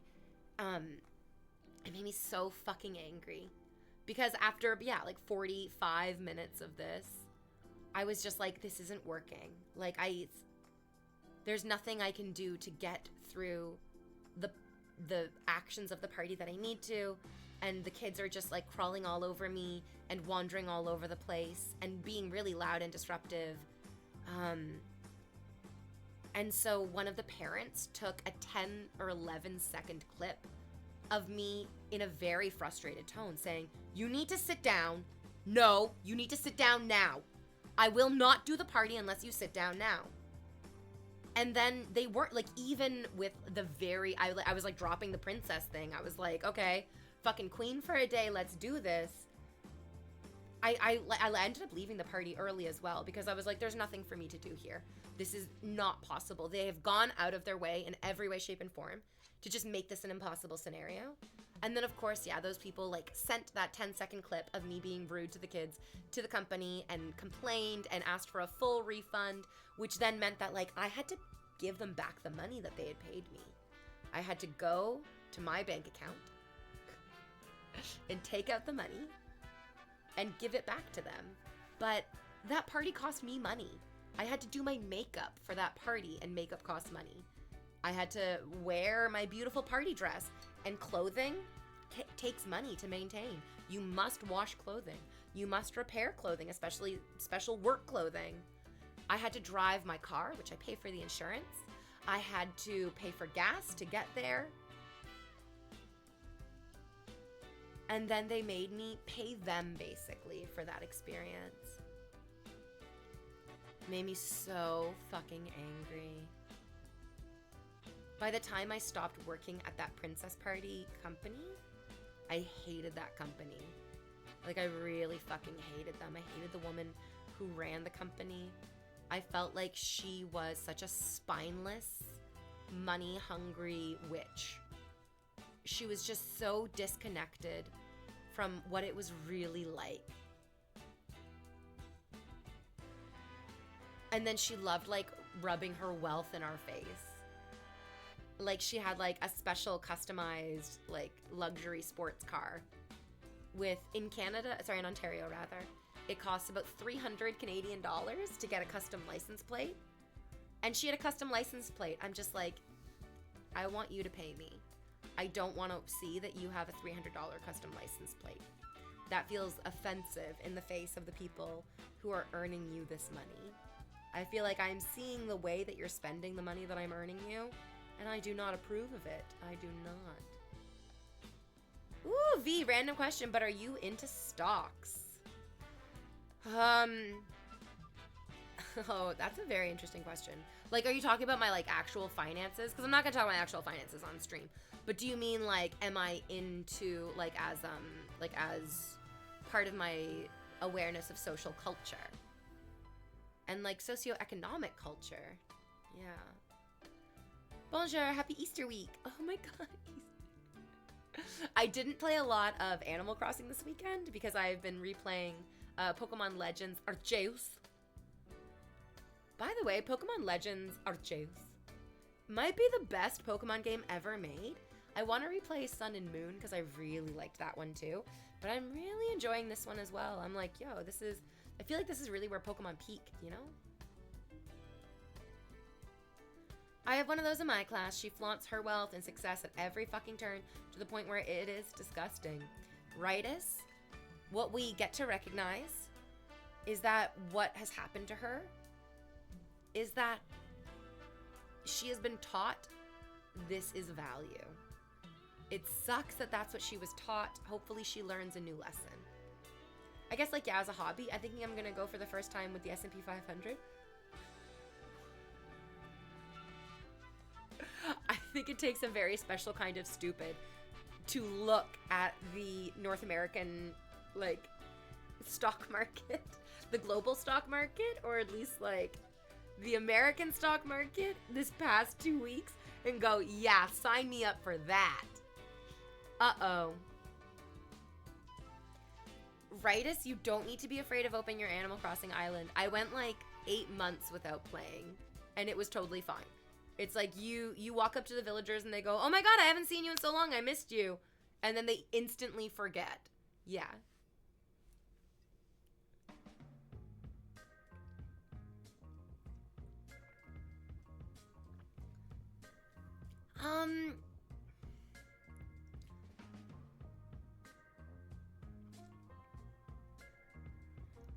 The stock market is different because the stock market is like a living and growing and changing thing. It's not a sort of fixed element of humanity or of life. I think anyone who's like, well, this is how the stock market has been, so this is how the stock market will be, I think that's foolish. That feels foolish to me. I don't feel comfortable looking at these old institutions and blindly trusting in them. I think that is how society has gotten us here, by trusting these institutions and the sort of checks and balances that go into keeping the system flowing smoothly. But we really did see some intense, illegal, and yet unpunished stock market manipulation. I don't think the stock market is the same thing this month as it was this, like, earlier this year even, or especially this month last year. It's a very different thing now. So I don't know what to tell you about the stocks other than welcome to another set of unprecedented times. Oh, the rabbit. Wait, the rabbit's name isn't Robbie. What's the rabbit's name? I don't remember the rabbit's name. I don't care about the rabbit. I just don't talk to it. It's like creepy and weird. Rightus, you just treat the rabbit like you treat a regular man. You just ignore it and you leave it alone. Are you still with the poet? No, I broke up with him. Although I was thinking this morning, I got like into that mindset of, oh, was he really that bad? Maybe I could reach out to him.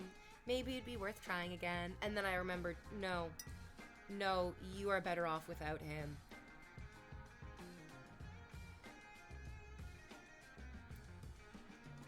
There's a lot of corruption within the stock market from everywhere. A dude named Chris.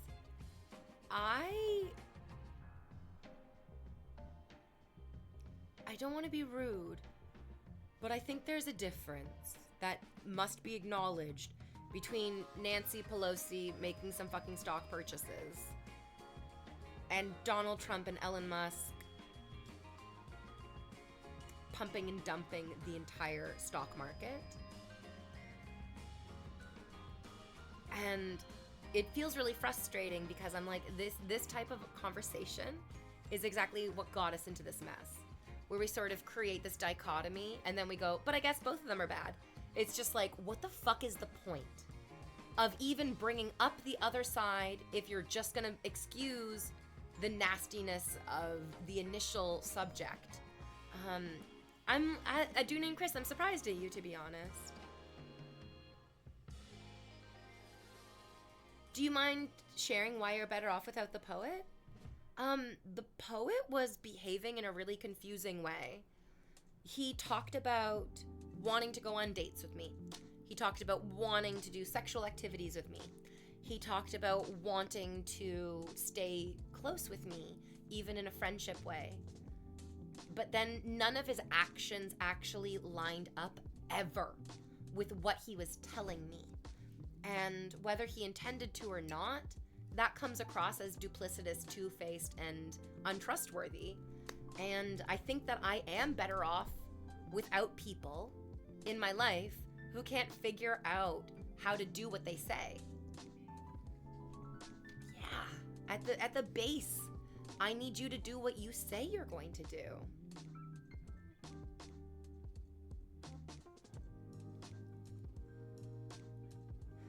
Again, more of this like, well, the Democrats are bad and the Republicans are bad.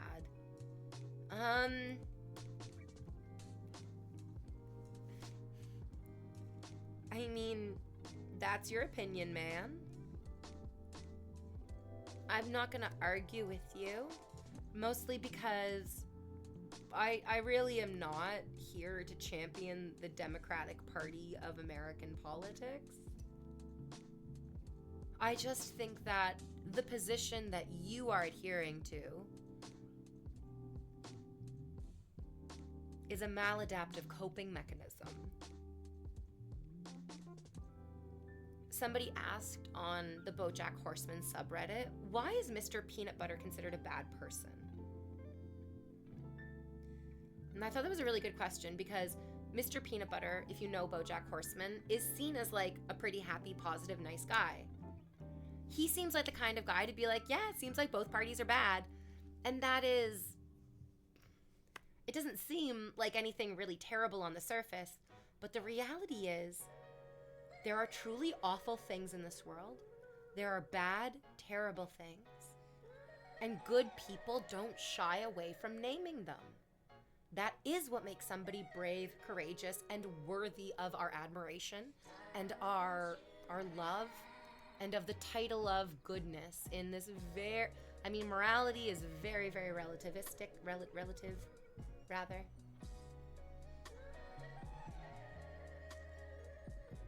But conviction is not relative. It really isn't. And people who lack conviction to the point where it's like a facet of their personality, those are bad people. Lord Has says, I'm not either. I'm just saying that what Pelosi did is nowhere nearly as evil as what Trump and Ellen are doing. Okay, so I think you might have miscommunicated that because the words both are bad gives the impression that what you're saying is both are bad. I know, it's so crazy. Why would anyone interpret those words in that way? And so this is like a really, really teeny tiny example of like what makes relationships difficult. And in a gigantic way, this is what made the relationship like with the poet and with a lot of other people that I've dated impossible. Lord Has figured it out. He said, maybe I didn't flesh out my comment enough, so maybe you misunderstood my point, which is on me.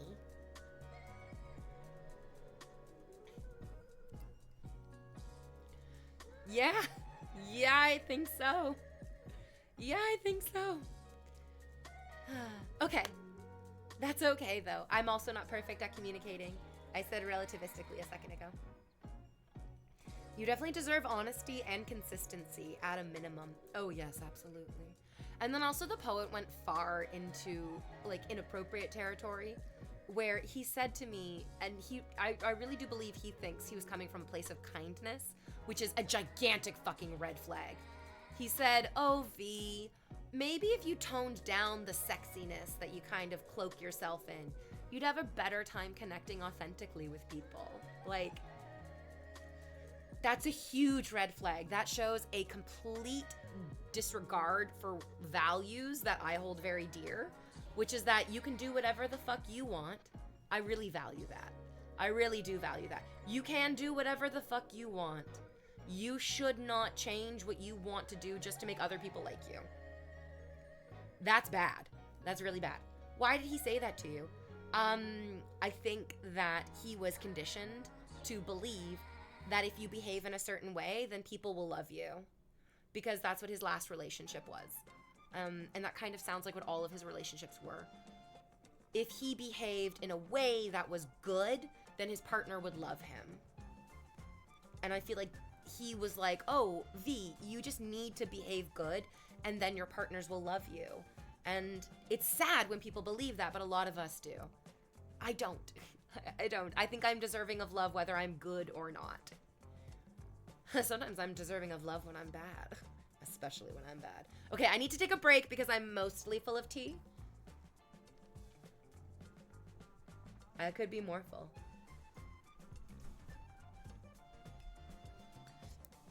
I don't think that the poet was a narcissist. I really don't. I think that he had a lot of trauma. And I think that people with a lot of trauma are often very narrow-sighted, and that can come across as narcissism. Hey, I know that you love feeling confident in your body. Please stop that. Please stop that.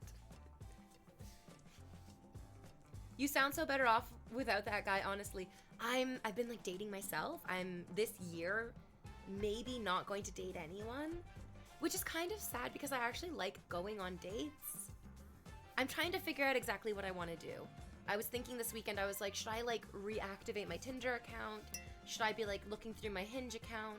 Should I be like trying to connect with people just to go on dates with? Because I have been dating myself and I really enjoy it, but I also can't deny that like it really, really fills my cup. Even if the person that I'm sitting across is not like the love of my life, it still fills my cup to get to know them and to like absorb somebody's new body language and absorb somebody's new story. Yeah. You know, I guess I can keep dating myself and then also casually try to date other people too without any because I'm gonna be honest, I think I've like snapped into the mindset where I'm just like, relationships are not right for me right now. Yeah, Silent Rodeo! Welcome for 2 months. Good for you. May you find deeper love within, so long as the choice is yours. Nocturne? No, but this is the thing. I feel pretty confident that if I was like, I want a boyfriend today.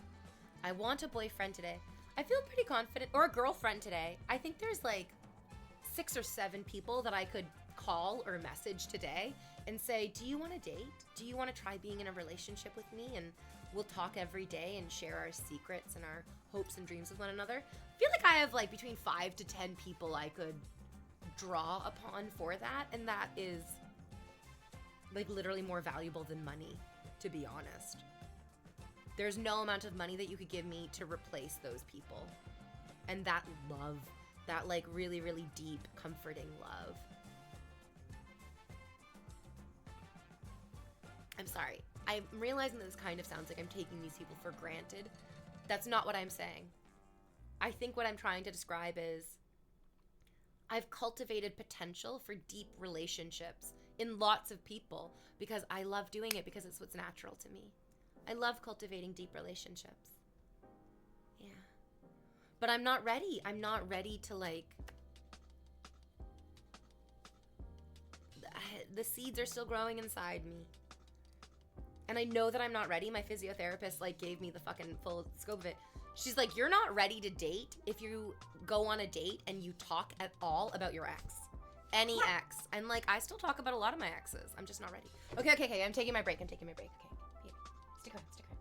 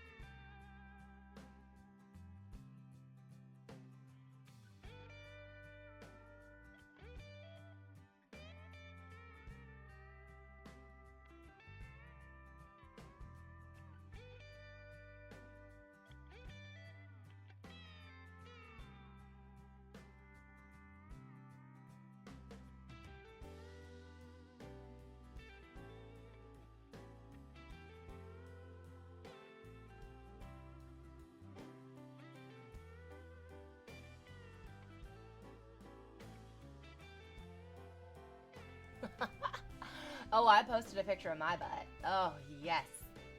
It's a good one. It's a good picture of my butt. It's what the Lord demands on this day. He doesn't demand it every day. I can't, I don't think I could actually, maybe I could post my butt every single day. I think I could. There's enough butt to go around, but also it's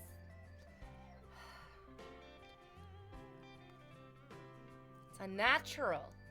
It's unnatural to like daily take all of that in, you know?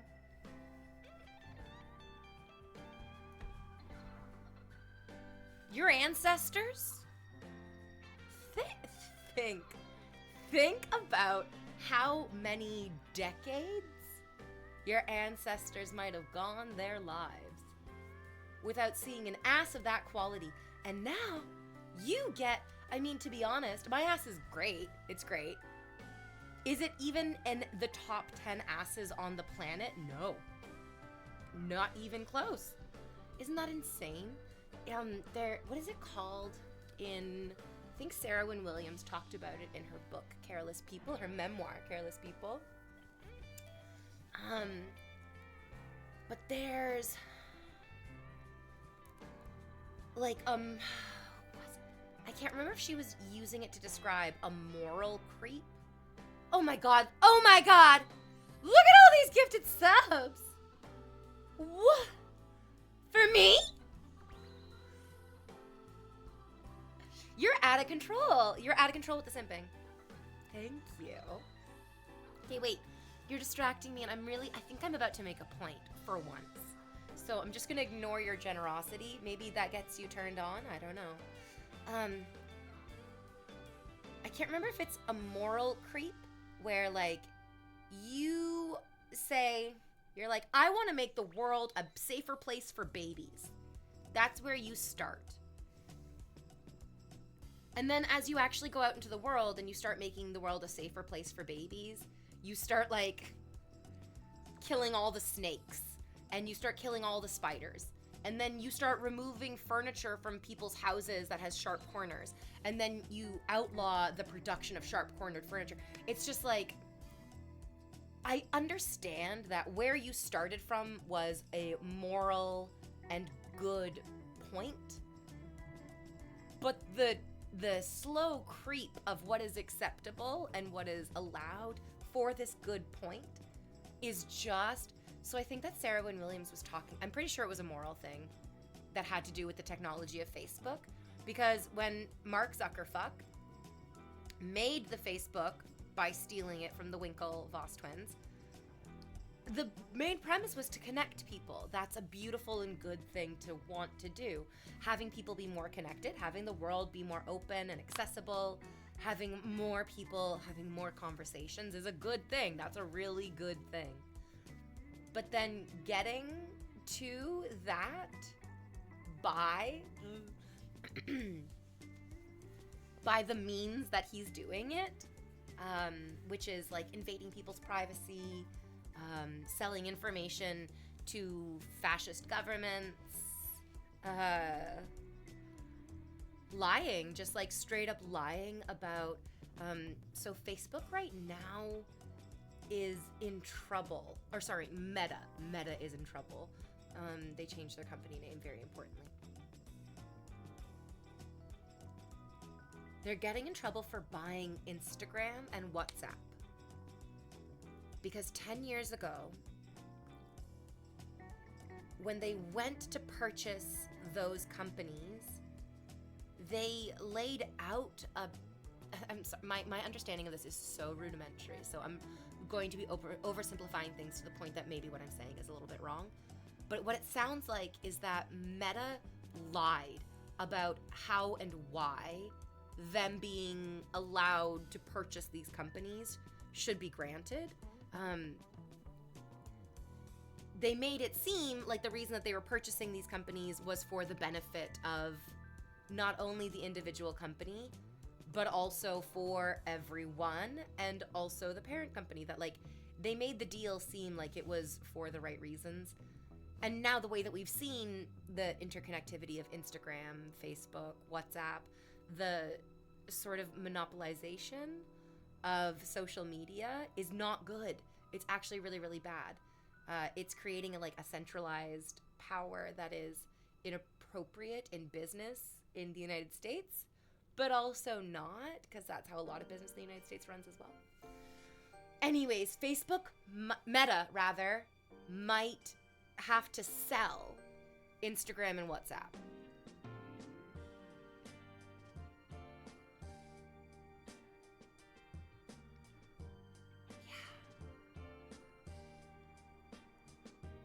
That's right, Nori. I saw you got gifted.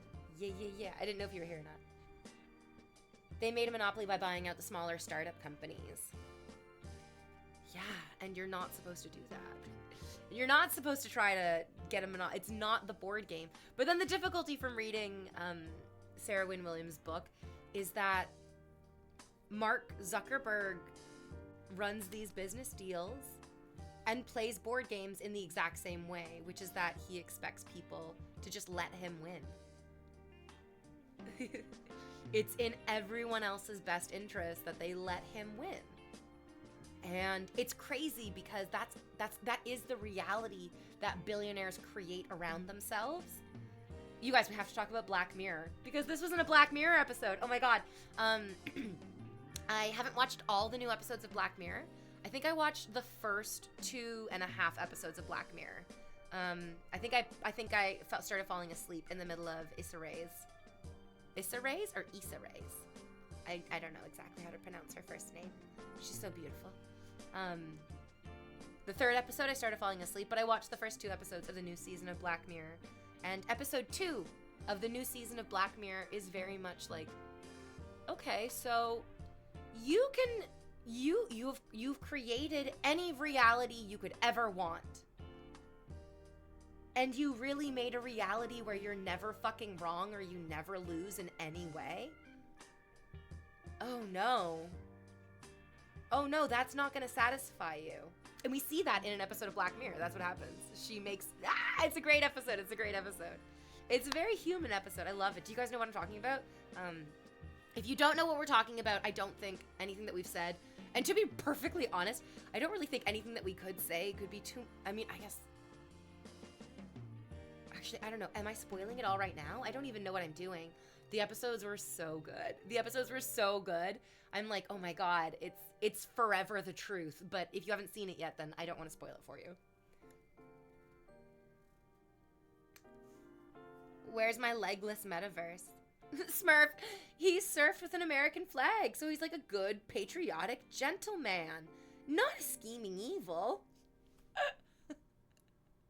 I feel like the founding fathers were deeply, specific, saying, beware of any politician who comes draping himself in the American flag. George! Oh, sorry. Jorge! Invader V, hi, goddess. How dare you not capitalize the word goddess, you disgusting cretin.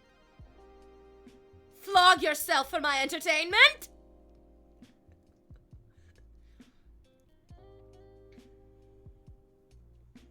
There's this great documentary on Netflix. It's called Don't Fuck with Cats on the Internet. This guy in chat did not say what I just said. What I just said is a very delicate and happy rewording of what he wrote, which is, there's this sick docu about Canada on Netflix about a guy who started killing cats.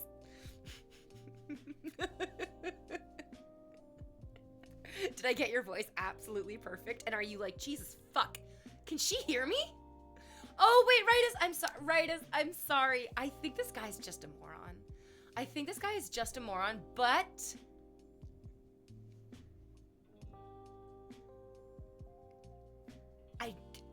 he's not annoying me just yet. He's right. He's right. He said it in a really dumb way. If he's annoying you, Raidus. They said dumb stuff before. I kind of missed those comments. Yeah. He's European, Raidus. Just be nice. Raidus is like, I hate all Europeans. On sight. Do you know who ruined Europe? It's those Europeans. Oh, you Europeans are a contentious people. You just made an enemy for life! I love The Simpsons. This guy's he's had a hard day. Maybe, but then also, Ritus, you know me. Ritus, you know me. I am a people pleaser. I want to see the best in everyone. Yeah, Ritus says that you're free for now.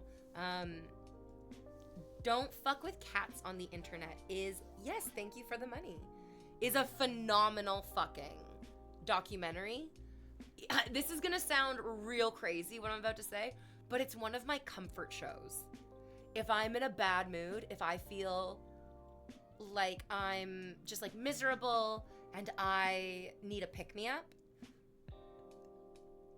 yeah, going for a walk in nature is good. Yeah. Do some fucking yoga, whatever the fuck you want to do. I put on Don't Fuck with Cats on the internet. It is a very well-made documentary. I really like the people.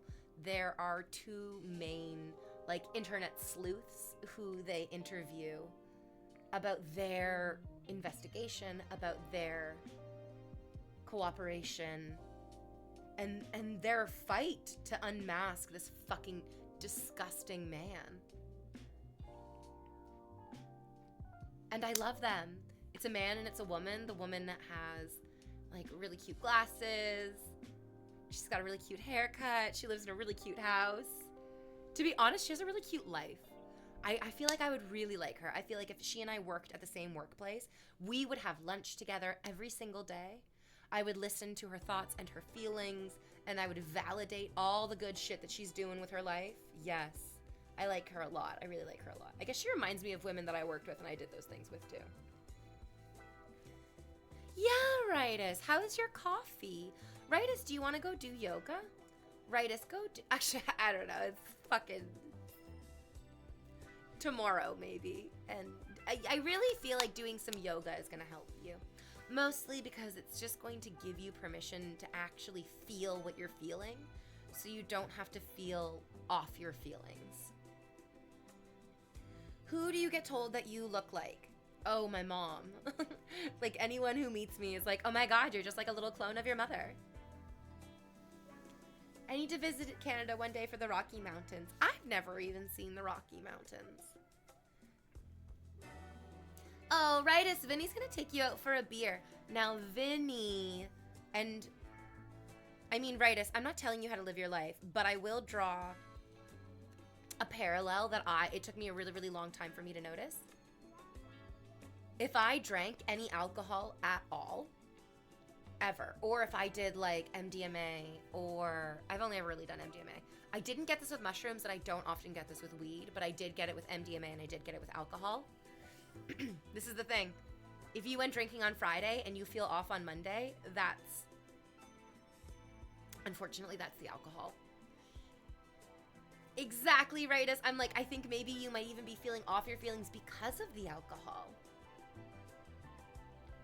I really never saw anything wrong with casual drinking. And then I did a little bit of casual drinking. Oh, it's not because of the drinking, and I know that 100%. Oh, you didn't drink that much? But anyways, I don't think I'm gonna like have alcohol at all. Oh, I see. I don't think I'm gonna, like, for me it's, number one, the substance does help me dissociate from whatever I don't want to think about. And that's good in a way, but then also, I mean, I was just attacking Mr. Peanut Butter from BoJack Horseman because he likes to ignore those negative things. Yeah.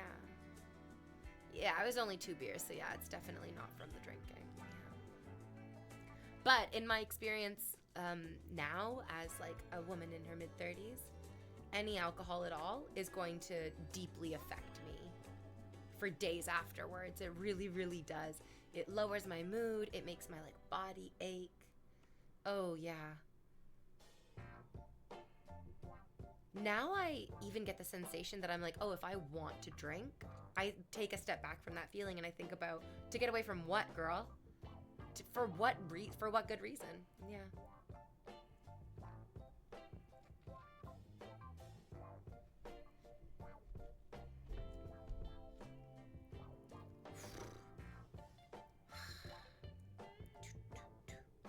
Yeah.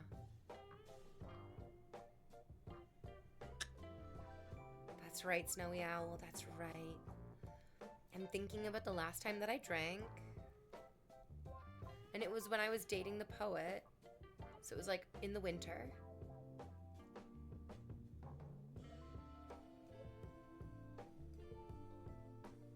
And it was because we'd been snowed in. And I was feeling really lonely. But then at the same time, I was feeling so sort of like happy and relaxed and insulated by the snow. And you know what? I guess I kind of felt, you know, we were talking earlier about that author who Oprah was talking to, and he had wanted to be a doctor when he was a kid, and then what happened to him in his life was awful throughout his childhood, throughout his adolescence, and then it culminated with him joining a gang and shooting a man dead when he was 19 years old. And then he had a real come to Jesus moment in jail. And he wrote his own memoir, and it's like a best-selling memoir that you can go pick up. I think his name, I don't have the book on me right now, but his name might be like Shakar or Shokar Sengar. Senghar, I think, for the last name. Anyways, the part that Oprah was talking about that I keep thinking about today and like really feeling, oh, okay, this is like a missing puzzle piece, or like a string on my conspiracy theory board of all my thoughts and feelings. That this guy was like, I wanted to be a doctor because my mother was always really polite and kind at the doctor's office. And so he conflated in his mind his mother being nice to him with him achieving a doctoral degree and becoming a doctor. Even though that's not true, that wouldn't have worked. That was his healing fantasy. And I think my healing fantasy, because we talked about this with my therapist last week, that I was like, I'm really worried about fucking up or doing the wrong thing in my acting class, to the point where I'm getting stuck and I'm not doing good acting. I'm not acting. I'm too afraid of making the wrong action to even do the acting. What the fuck is the purpose of that? And my therapist was like, oh my God, what? Like, what? That's the place, girl. That's the place to be making mistakes. That's the place to do it wrong. That's the place to try it all out, is right there in that fucking room. Just do it.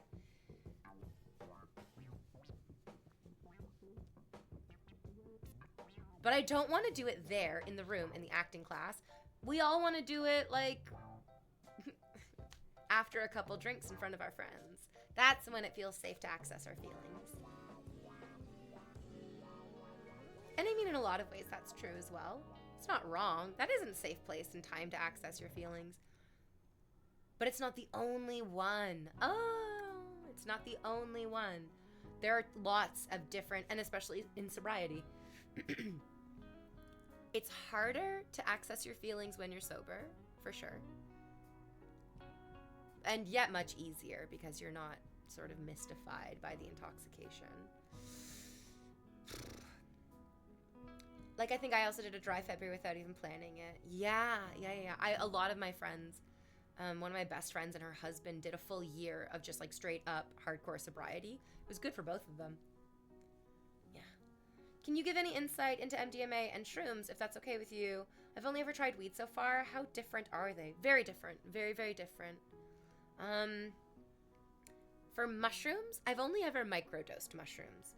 I've never taken a dose of mushrooms large enough to have a full psychedelic mushroom experience. So I would say that I'm like a novice beginner for mushrooms. And then for MDMA, I would also say novice beginner for MDMA, where I did MDMA 4 or 5 times throughout my 20s.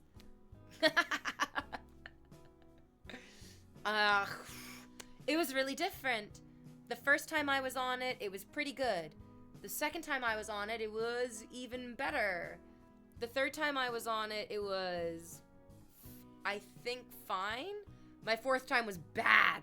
My fourth time I took a lot of MDMA and I came up really hard.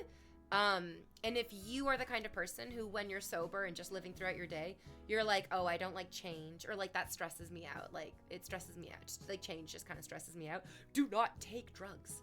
Do not take recreational drugs. If change stresses you out, taking a drug is going to change you on the inside. And oh baby, that stress is a different, that's why people have bad trips, I think. That's my experience of a bad trip, was you go through the change and you resist the change instead of embracing the change and being like, oh, I can't wait to change. I can't wait to see who I'm going to be when I'm different. Yeah. Tried everything during the hard lifestyle festivals in the Netherlands. Ooh. Hey V, what's up? What's good, Dollar Records? Hello, Dollar Records. I had a good weekend. I had such a beautiful weekend. I rewatched most of Gravity Falls. I don't want to, and I'm on the like finale of it. I'm on Weirdmageddon. Weirdmageddon. It is Weirdmageddon. I was gonna say Weirdocalypse. That's not right. But then loving it. I love Gravity Falls. I love Gravity Falls so much. Oh, it's such a great show. Such a great show. Such a perfect show. And then I watched the first 2 episodes of Black Mirror, of the new season of Black Mirror. Oh, it was so good. Oh, it's so good, so heartbreaking. It's so sad. It's so uncomfortable, visceral, very visceral. Really, really, really liked it, really into it. I did lots of reading this weekend. I read more of Oprah's book written with Dr. Perry about trauma. It's called What Happened to You? Conversations on Trauma and Healing. It's a great fucking book. I did lots of cleaning. I went for nice long sunny walks. Sunday was so beautiful and sunny, and everybody was out and everyone was walking their dogs. Oh, you guys, okay, so I told you I took my dog for a walk, and I took her into I took her off leash in an area that she technically maybe wasn't supposed to be totally off leash on. And it's okay though, because there's other dogs who are off leash in that area as well, and it's a safe area, and the dogs are well behaved. And I know that in an emergency, it's not good. I could just go on all fucking day about the off leashing and the leashing and the whatnot and the have yous. But anyways, as we were walking, we came across a couple. They were like a little bit older than me, maybe like 15, maybe 20 years older than me. And they had their golden retriever. And their golden retriever was jumping in and out of the water and rolling in the mud. And these sweet, kind people were just like, oh no.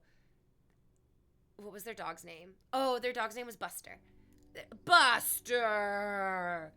Buster, no! And as I'm walking, I'm just looking at my dog, at Bao. Bao's my dog. Bao?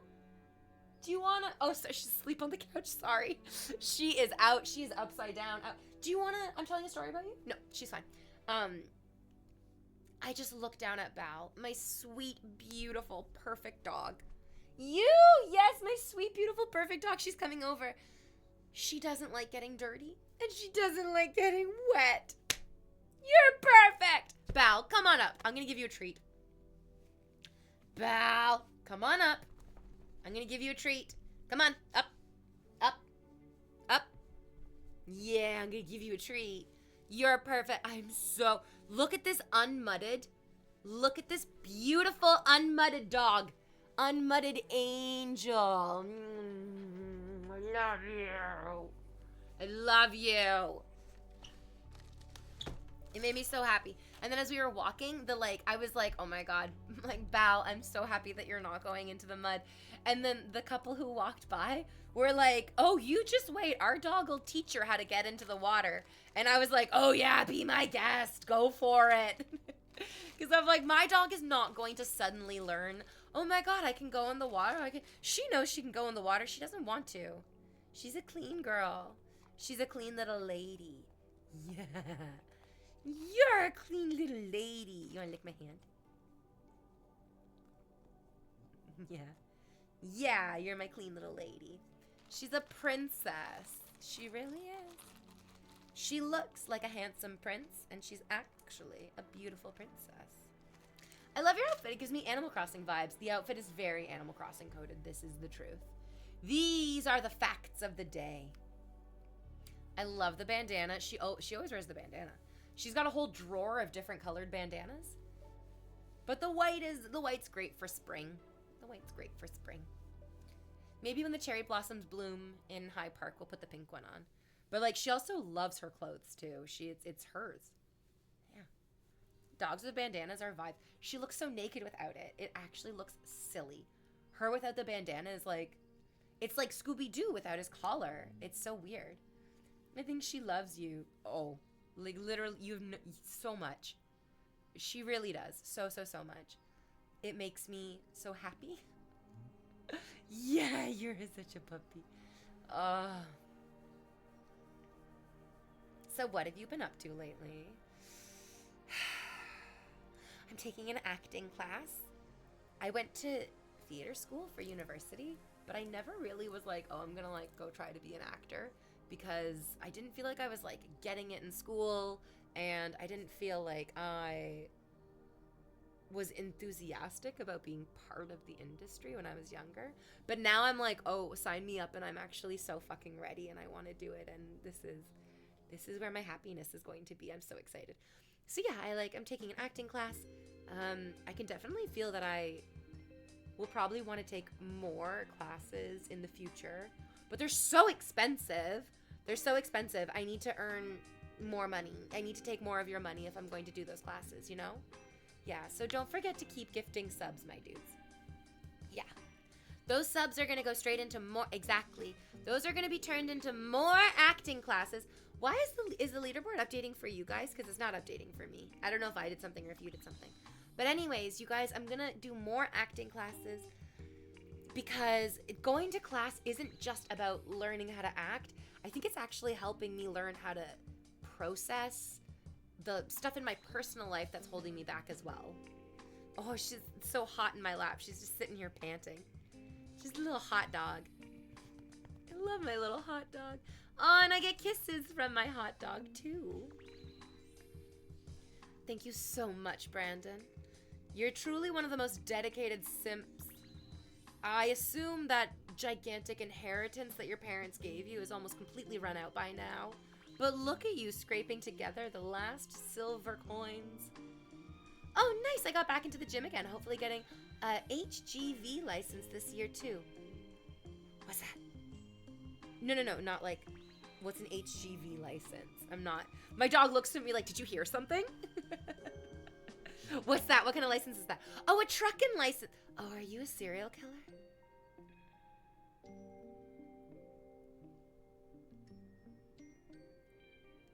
There's a trend in Canada.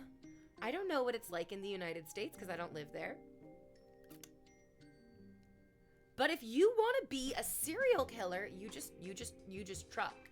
You're just a trucker.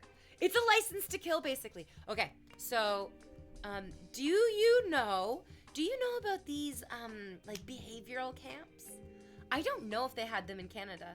I have seen YouTube videos. Oh, I'm from the UK. Never mind. Sorry. I did forget that. I genuinely did forget that. My bad. But anyways, so there's YouTube videos about these American camps where they would send bad behaving children. Paris Hilton really, really famously got put into one of these. And it kind of sounds like the one in the United States that became the most popular and inspired all the other subsequent camps was called the Ellen School, E-L-A-N. Ellen, however you want to pronounce it. This school would abuse kids. Their parents would pay tens of thousands of dollars, being drawn in by manipulative propaganda about your child just needs this type of discipline, or your child just needs like a different type of social structure, educational structure. And we are going to give it to them. We are going to give it to them here at the Ellen School. And parents unknowingly sent their children literally to their deaths in some of these cases. The video that I was watching highlighted 3 different circumstances where children died from trying to escape from these schools. One of the kids was well, rather just like killed by the like regular practice of beating. The students were like pit against each other in fist fights, and this kid was overwhelmed and died from his injuries. And then I think there was 2 separate instances of kids like actually successfully running away.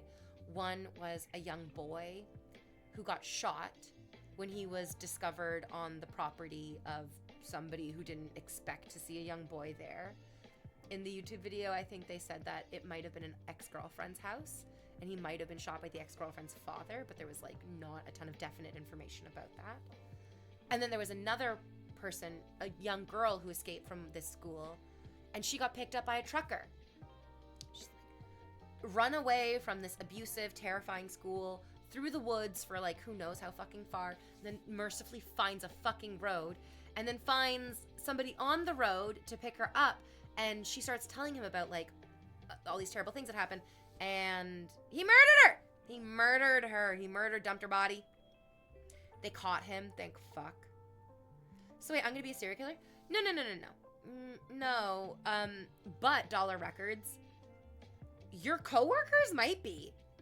Your coworkers might be serial killers. There really is, and especially in Canada too, in BC in particular, on the Highway of Tears, there are people who prey on young Indigenous women and men who are victims of a deep systemic racism in all of Canada. And then they find themselves in desperate situations, just like the kids who ran away from these schools, and then they're murdered by truckers. I've worked with a serial killer before, like legit. He stabbed someone and he got life. Wait. Serial killer means that they killed more than 3 people? So you've worked with somebody who killed somebody before and they got life in prison. And they were out? Were they very, very old? Or good behavior? Oh, that's okay, Dollar Records. That's totally fine. I literally just this morning learned what suckling pig means. It's baby pig, suckling as in like suckling still at the teat of its mother, I think. I was like, oh. And was he a trucker? Yeah. Yeah, he was. No, maybe. No, I'd worked with him before. Oh, and then the stabbing happened afterwards.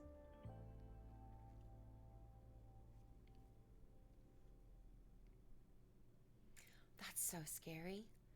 That's so scary. I think I would rather be shot, to be honest. Like, shoot me in the head, get it over with. Or you can survive being shot also. Being stabbed is so different. Being stabbed is so different. I would not want to be stabbed. I think I'd rather be shot. It's also fast. It's so fast to be shot. Being stabbed is like they gotta get close to you. The fear. Oh my God, they're getting closer and closer and closer and closer. So much anticipation in being stabbed. Ugh. Forklift drivers are potential murderers. Noted. Oh no, he was a forklift driver. Oh no, that explains why forklift drivers are also so sexually arousing. It's the danger. It's the danger. Us in the UK know all about the stabbings. Yeah. Yeah, you guys have some fucking crazy stabbings. What the fuck? That's wild. I never really got that. We don't in Canada, knock on wood, obviously. We don't have a stabbing culture. It's very rare. And then the only type of mass violence that we often have in Canada is just against women. It's not even it's not random. It's very targeted towards women. You want to get out of the UK because you don't like it.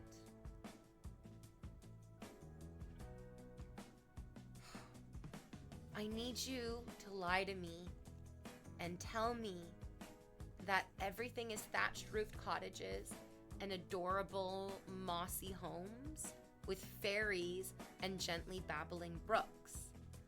I want the United Kingdom to just be the fairy tale. It is in the countryside.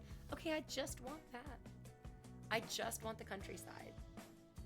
I want fair. Do you guys remember that movie Oh my God. It was one of my favorite things to watch when I was little. It was about those little girls who made the like fake fairy photos. And then Sir Arthur Conan Doyle, of all people, got involved with it and was like, fairies are real! It's like, Sir Arthur Conan Doyle, relax! Fairies are not real. These little girls tricked y'all.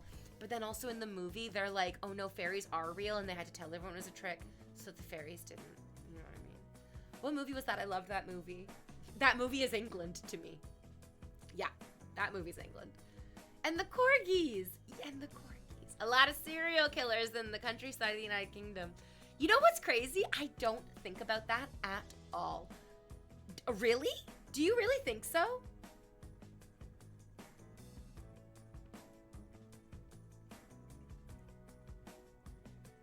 You would think that being out in like the quaint, eternal countryside of like England, a country that's existed for hundreds of years, it would give you like a sense of calm, satisfaction, and maybe not homicidal lust? I don't know. Maybe I'm just speaking from my perspective. I feel like if I lived in a cute little country cottage in England, the last thing I would want to do is murder somebody. What the fuck? The look today is very Aaron Brockovich coded. Oh my God. Yes, I feel that. Yes. Yeah. Yeah. You want to fuck my brains out? And you want to jerk off to me doing a good deed? Hello. London is where a lot of the stabbings are. London can be very different from the rest of the country. You know what? London is not like all of the United Kingdom. Toronto is not all of Canada. I didn't want Dollar Records to immediately jump to, if you think where you are sucks, that's a you fucking problem. But if you think where you suck that is a you fucking problem. Because the truth is, big cities are always going to be like that. Big cities have been like that for, I love that Pompeii gave us such a fucking snapshot into what old cities used to be like, because they're the exact fucking same. It's gonna be full of like nasty assholes who are saying and doing crappy things. Like, you got a lot of people in one place, you're gonna see a lot of assholes. Because we notice assholes. But then that's the thing, you have to notice the good stuff around the asshole. That's why God gave us butt cheeks. So you're saying that this one side of the UK is like Lord of the Rings and the other side is Baby Reindeer? I know Lord of the Rings was actually filmed in New Zealand. Yes, but he did write it in England. Jack the Ripper was in London.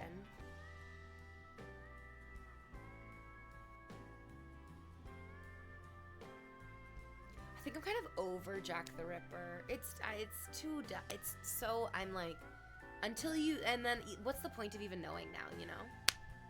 Sorry. Oh, I'm so mean. That's not nice. How can I become excited about Jack the Ripper again? I don't know, maybe I can't. I want a Lady Jack. I want Lady Jack the Ripper. Jack the Ripperess. The quiet countryside where nobody is around, no help, no police for miles. Think about it, V. Oh shit, yeah, I guess so. Fuck. Yeah, who's gonna hear me scream? The sheep?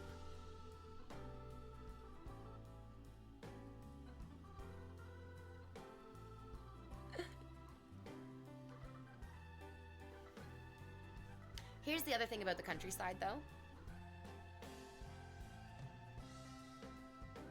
If somebody does something out of the ordinary in the countryside, it really sticks out. It like really, really stands out. If somebody goes somewhere they're not supposed to go, or if somebody does something they're not supposed to do in the countryside, any person who sees it, and like there's people, even if it's like very few and far between, they notice that something is weird and they notice something is off. What's great about the city is that there's so many people and so much coming and going, and so much of our schedules are very variable. It's a lot harder to notice something going or something strange, out of place or noteworthy when there's so much going on. I live in the posh part of the north part of London and I stick out like a sore thumb. Oh, you know what? The reality is actual wealthy people don't dress like how rich people portray themselves online, you know? Because I live downtown and there's lots of different like neighborhoods that encompass downtown, but there are some like rich neighborhoods in downtown Toronto, and when you go into those neighborhoods and you see people walking around, they're mostly just like wearing, to be honest, the same type of stuff that like the people are wearing in the poor part of town who aren't trying to show off. Now, if you go to the poor part of town where there are poor people trying to show off, they dress like how people think rich people dress. But for like, truly, I guess I'm thinking of Jennifer Lawrence, who does wear some like really expensive stuff.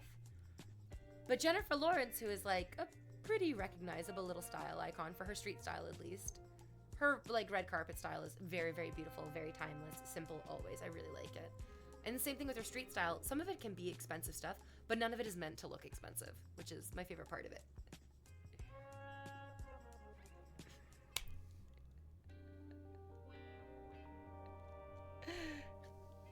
I speak to a lot of property investors for advice, etc., and they're always dressed very casually.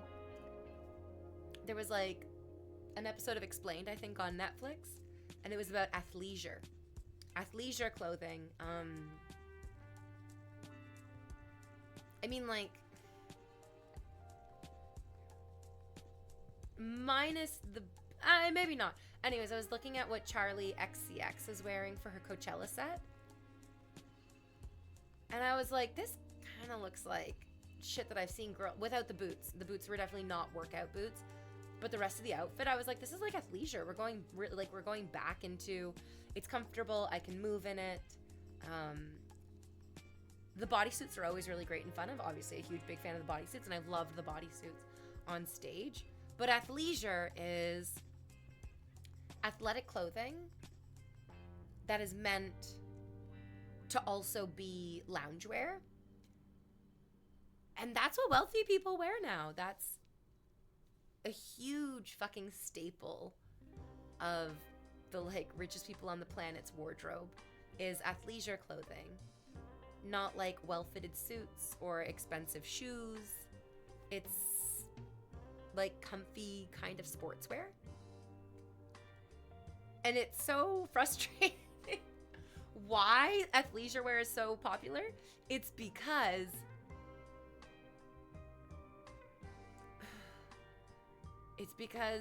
white people like to take things from black people and not give them credit.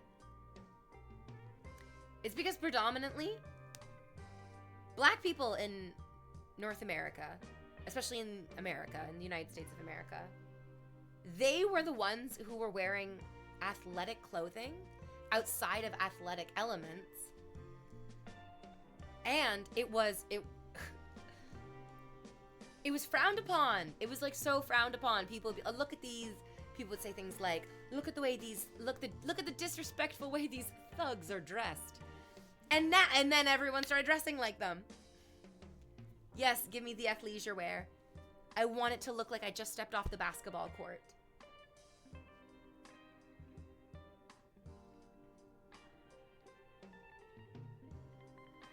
I love athleisure wear too. I don't love appropriating black culture and selling it off as like, no, this is what white people do. Even though it's what white people were punishing black people for.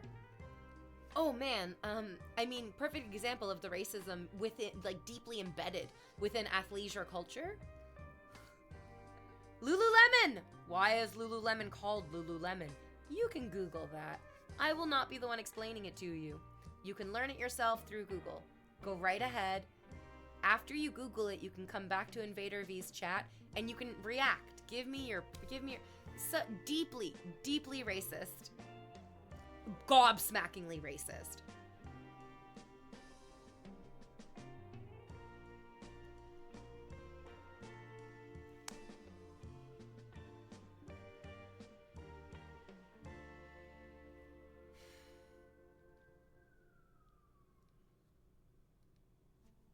I think that's also why, like, we were talking earlier a little bit about politics, and I get upset. Are we skipping last break? Yeah, I think it's okay. I got really upset earlier in the conversation when one of the chatters was like, Well, the Democrats and the Republicans are both bad. I get it that the Democrats are not perfect. They're not a perfect party. There's a lot that they need to do better. It's genuinely sickening that they sabotaged Bernie Sanders to such a degree. Like, talk about shooting yourself in the foot.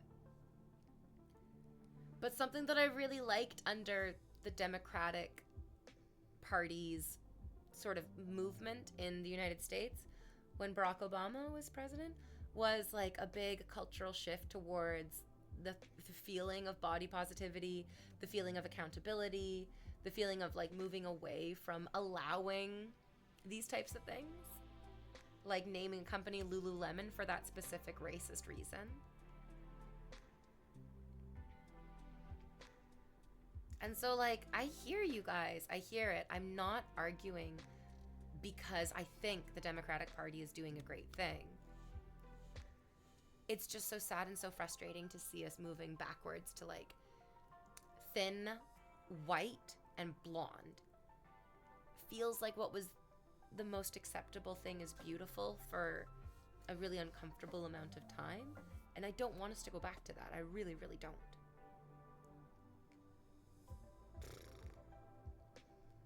And a good way of not sliding back into that is by also acknowledging the other things that are beautiful, like different colored hair, different colored skin, different cultures, different languages, the differences.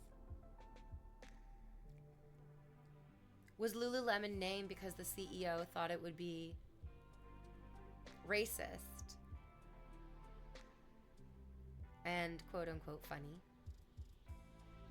to try to hear different people with different accents say the name? Is so fucking upsetting. It's so gross. Because it just could have so easily been anything other than that. It could have been, it's the name of my pet cat, and my grandmother grew lemons in the backyard. And we all would have been richer for it. But it's not that. Have you been enjoying the nice weather lately? Oh my God, I went on so many walks, so many beautiful walks with my dog. Yay. It's so weird that he admitted it. Yes, it is weird that he admitted it.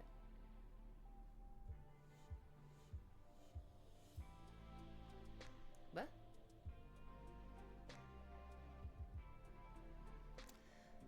What do they teach in the acting class? How does a typical session go?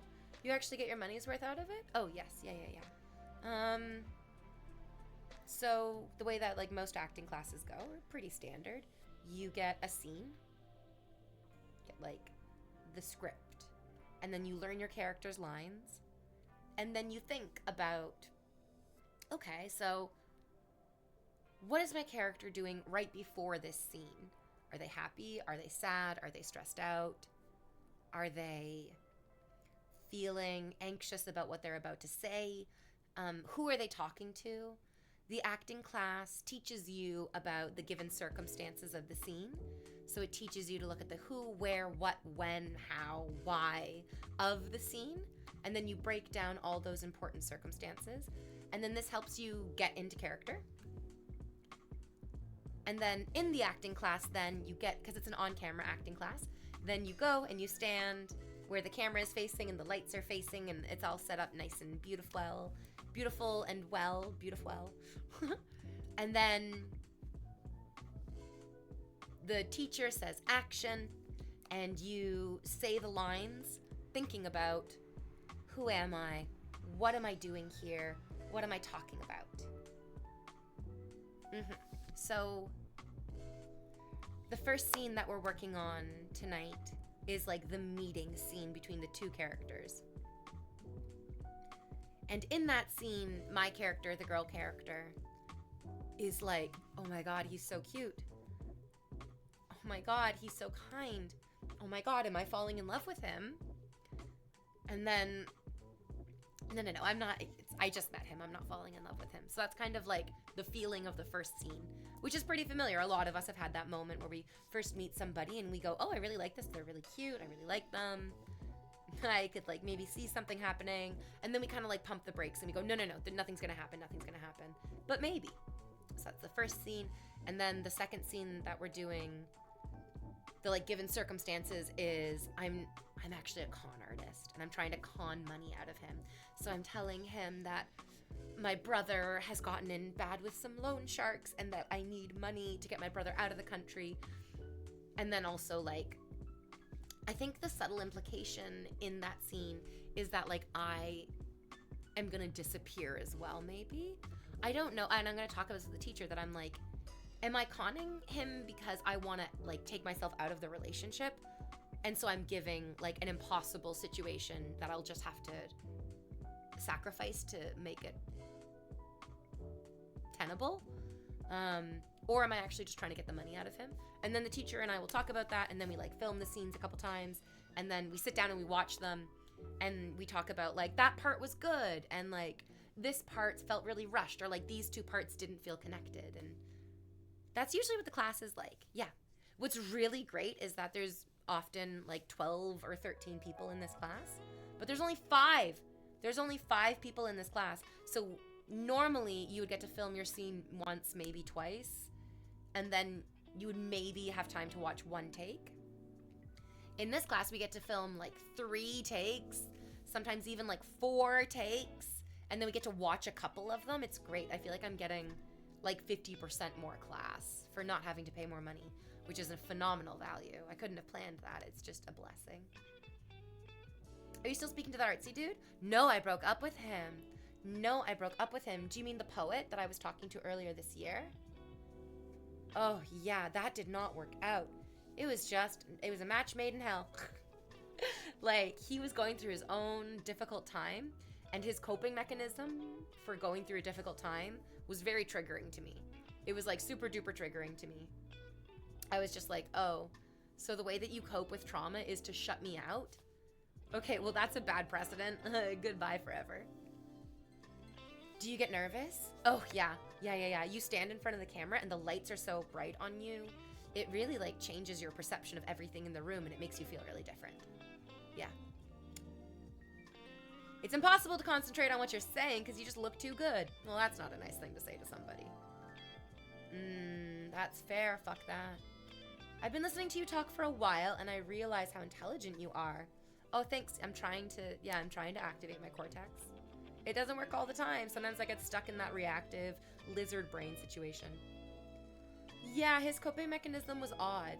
It's the same coping mechanism that I've come across in every single guy I've ever dated, which is they need to be in control to feel like the relationship with me is okay.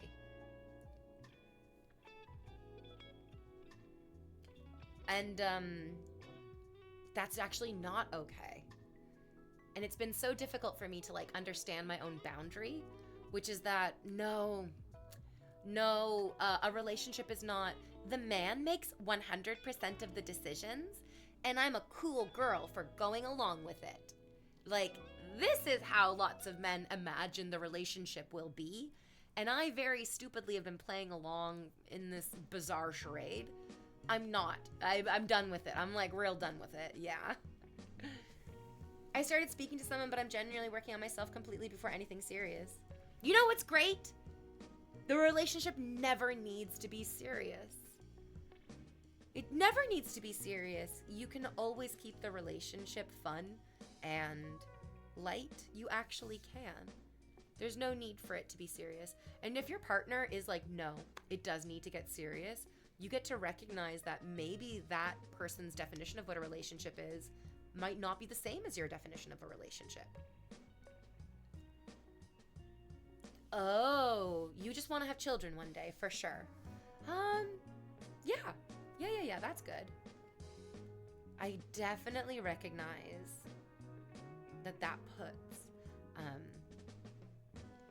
a very different kind of pressure on the relationship, though. Like the idea of, well, we're working towards creating a relationship that would also sustain other life can sometimes make you sacrifice yourself for the idea of this potential future life. Yeah. Do you want kids, V? I don't think so. Not today. Not right now. I understand that throughout human history, people have been like, it's the end times. These terrible things are going on. Like, we need to be aware and prepare for the very end of days. I don't think that that's what's happening right now.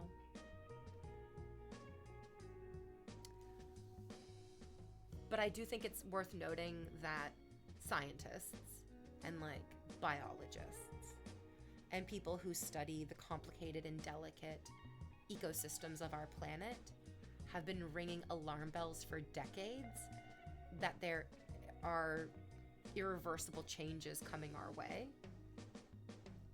And for me, I'm just like, I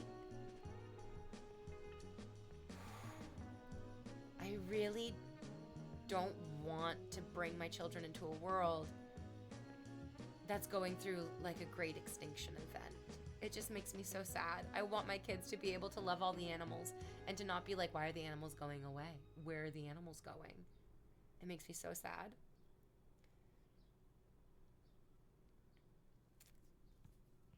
It's not a set in stone thing at the moment. I'm working my ass off, but like a little mini me with my attitude, absolutely. Oh, dollar records? No. Oh, I'm gonna go ahead and stop you right there, my dear. That is not what children are. Children are not mini yous with your little attitudes.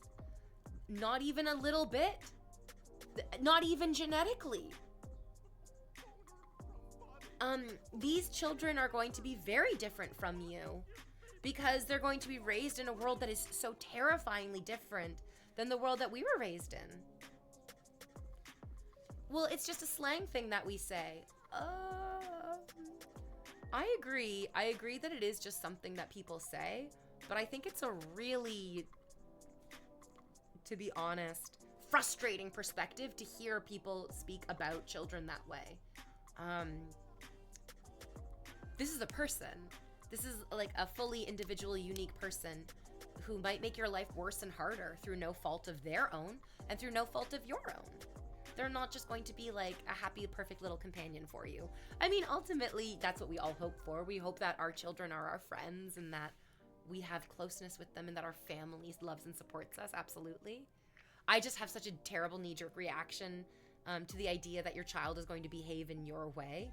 Because I'm like, nah, you shouldn't have kids if you think that. You should definitely have children with the anticipation and the anticipation of joy that you'll feel when you realize they're completely different from me. They want to do completely different things. They're not like me at all.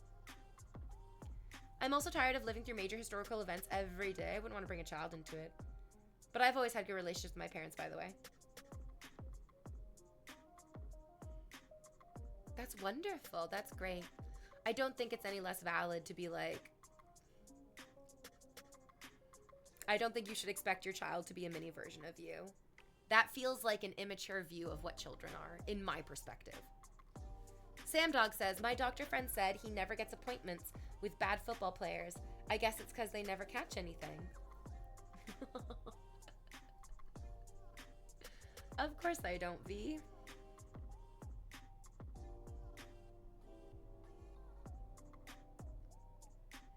Yes, go enjoy, have your kids. Make them little mini yous. Oh gosh, Jesus. I don't know. I guess I also have it right, like sort of in the forefront of my mind is like Ruby Frankie. There's a lot of like child influencers that are so popular right now. And so like we're on the internet and we're talking about children. I'm just like, oh my God, my revulsion to this is so intense. So deeply intense. Blah. Because so many people have kids for so many bad reasons. Like, there's a million bad reasons to have children, and there's basically only one good reason to have children. And it's to bring a brand new individual person in the world and to give them the best life they can have. Oh, in a very unselfish way. It's just like, and who can be expected to do that? In the book that I'm reading right now, What Happened to You, Dr. Bruce Perry talks about how for large swaths of human history, for every one child in a society, there were about 4 adults to take care of that child, which means that that child had options of, this adult is more of like a playmate, somebody that I can have fun with and relax around. This adult is the rule enforcing adult. This is the adult that I go to when I need help and when I think there's something wrong. This is the adult who's like very, very soft and very, very sweet. This is the adult that I go to when I'm ashamed or when I'm scared. This is the adult that I go to when I want to try brand new things and I want to push the boundaries. This is the brave adult. Like, there are so many different facets that children need to draw on to have a very, very enriched life. Unfortunately, today in society, it's very, very frustrating that it's like your mother, like the woman, the stay-at-home mom, should just be everything because dad's busy at work, grandpa and grandma are trying to enjoy their retirement, teachers at school are overworked. It's just like the culture of raising children in the world right now is not conducive to raising happy and healthy children. The culture of the world today is conducive to lining the pockets of CEOs with extra income by ignoring what's really important, which, is like having kids and enjoying your family. Why did my phone not notify me when someone but forget when I'm what is this guy saying? My brain had to process that joke. I thought of the wrong football first. I mean, you don't touch the ball with your hands in European football either, so it kind of works. What does Invader V mean? I've always wondered this. It's based off of the Invader Zim cartoon. Can you just stare into my soul for the rest of my life, please and thank you? So you just want a picture of me? I mean, yeah, you can have a picture of me. There's tons of pictures of me. Go look them up. Anyways, Dollar Records. Wanting to have children, wanting to get married and have a family is so beautiful and so sweet and so wonderful and so precious. It is like the culmination of what humanity has been for a long time. But it's also something that a lot of people have done in really bad ways, like in undeniably bad ways. And another reason that I'm like, I don't feel like I'm ready to be enthusiastic about having my own children is that you can do everything right in raising your child. You can give them those 4 different adults, like maybe both of your parents and both of her parents are super duper involved and your kid has like 6 adults in their life that they can rely on, and that's great and wonderful. Your child's gonna be locked up in a classroom with a bunch of other kids who might not have that.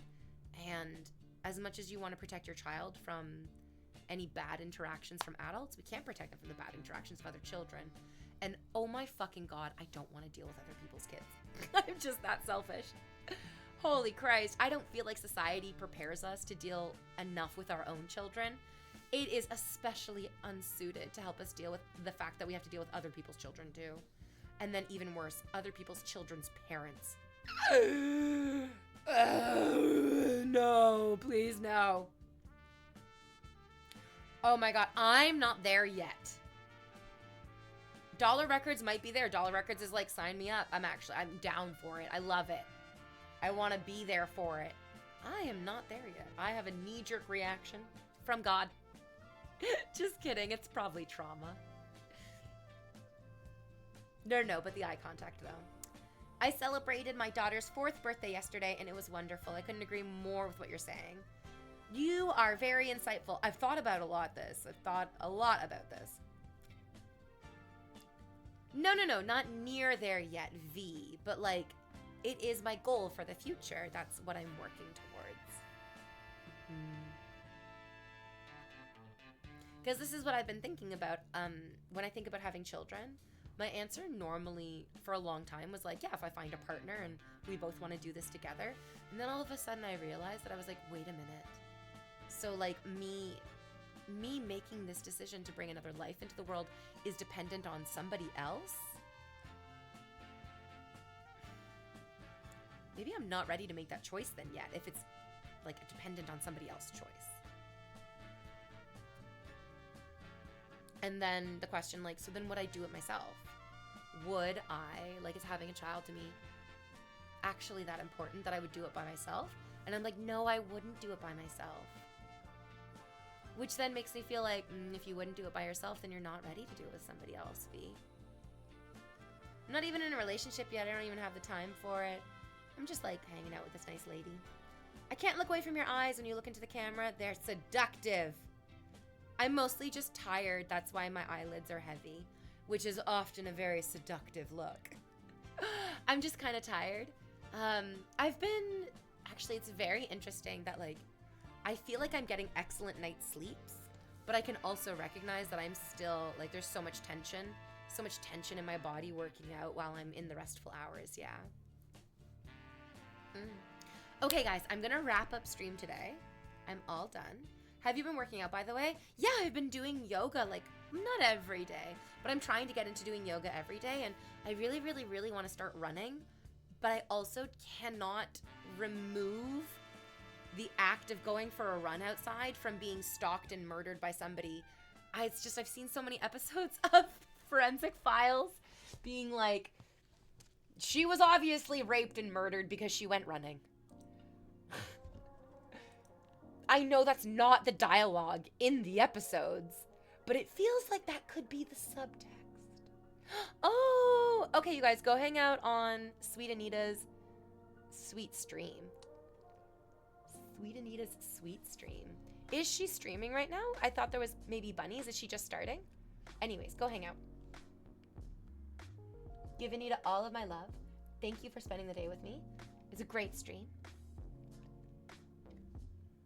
We thought that we were going to have construction guys coming in last week, but they moved it to maybe this week. So there's a chance that there might not be stream tomorrow.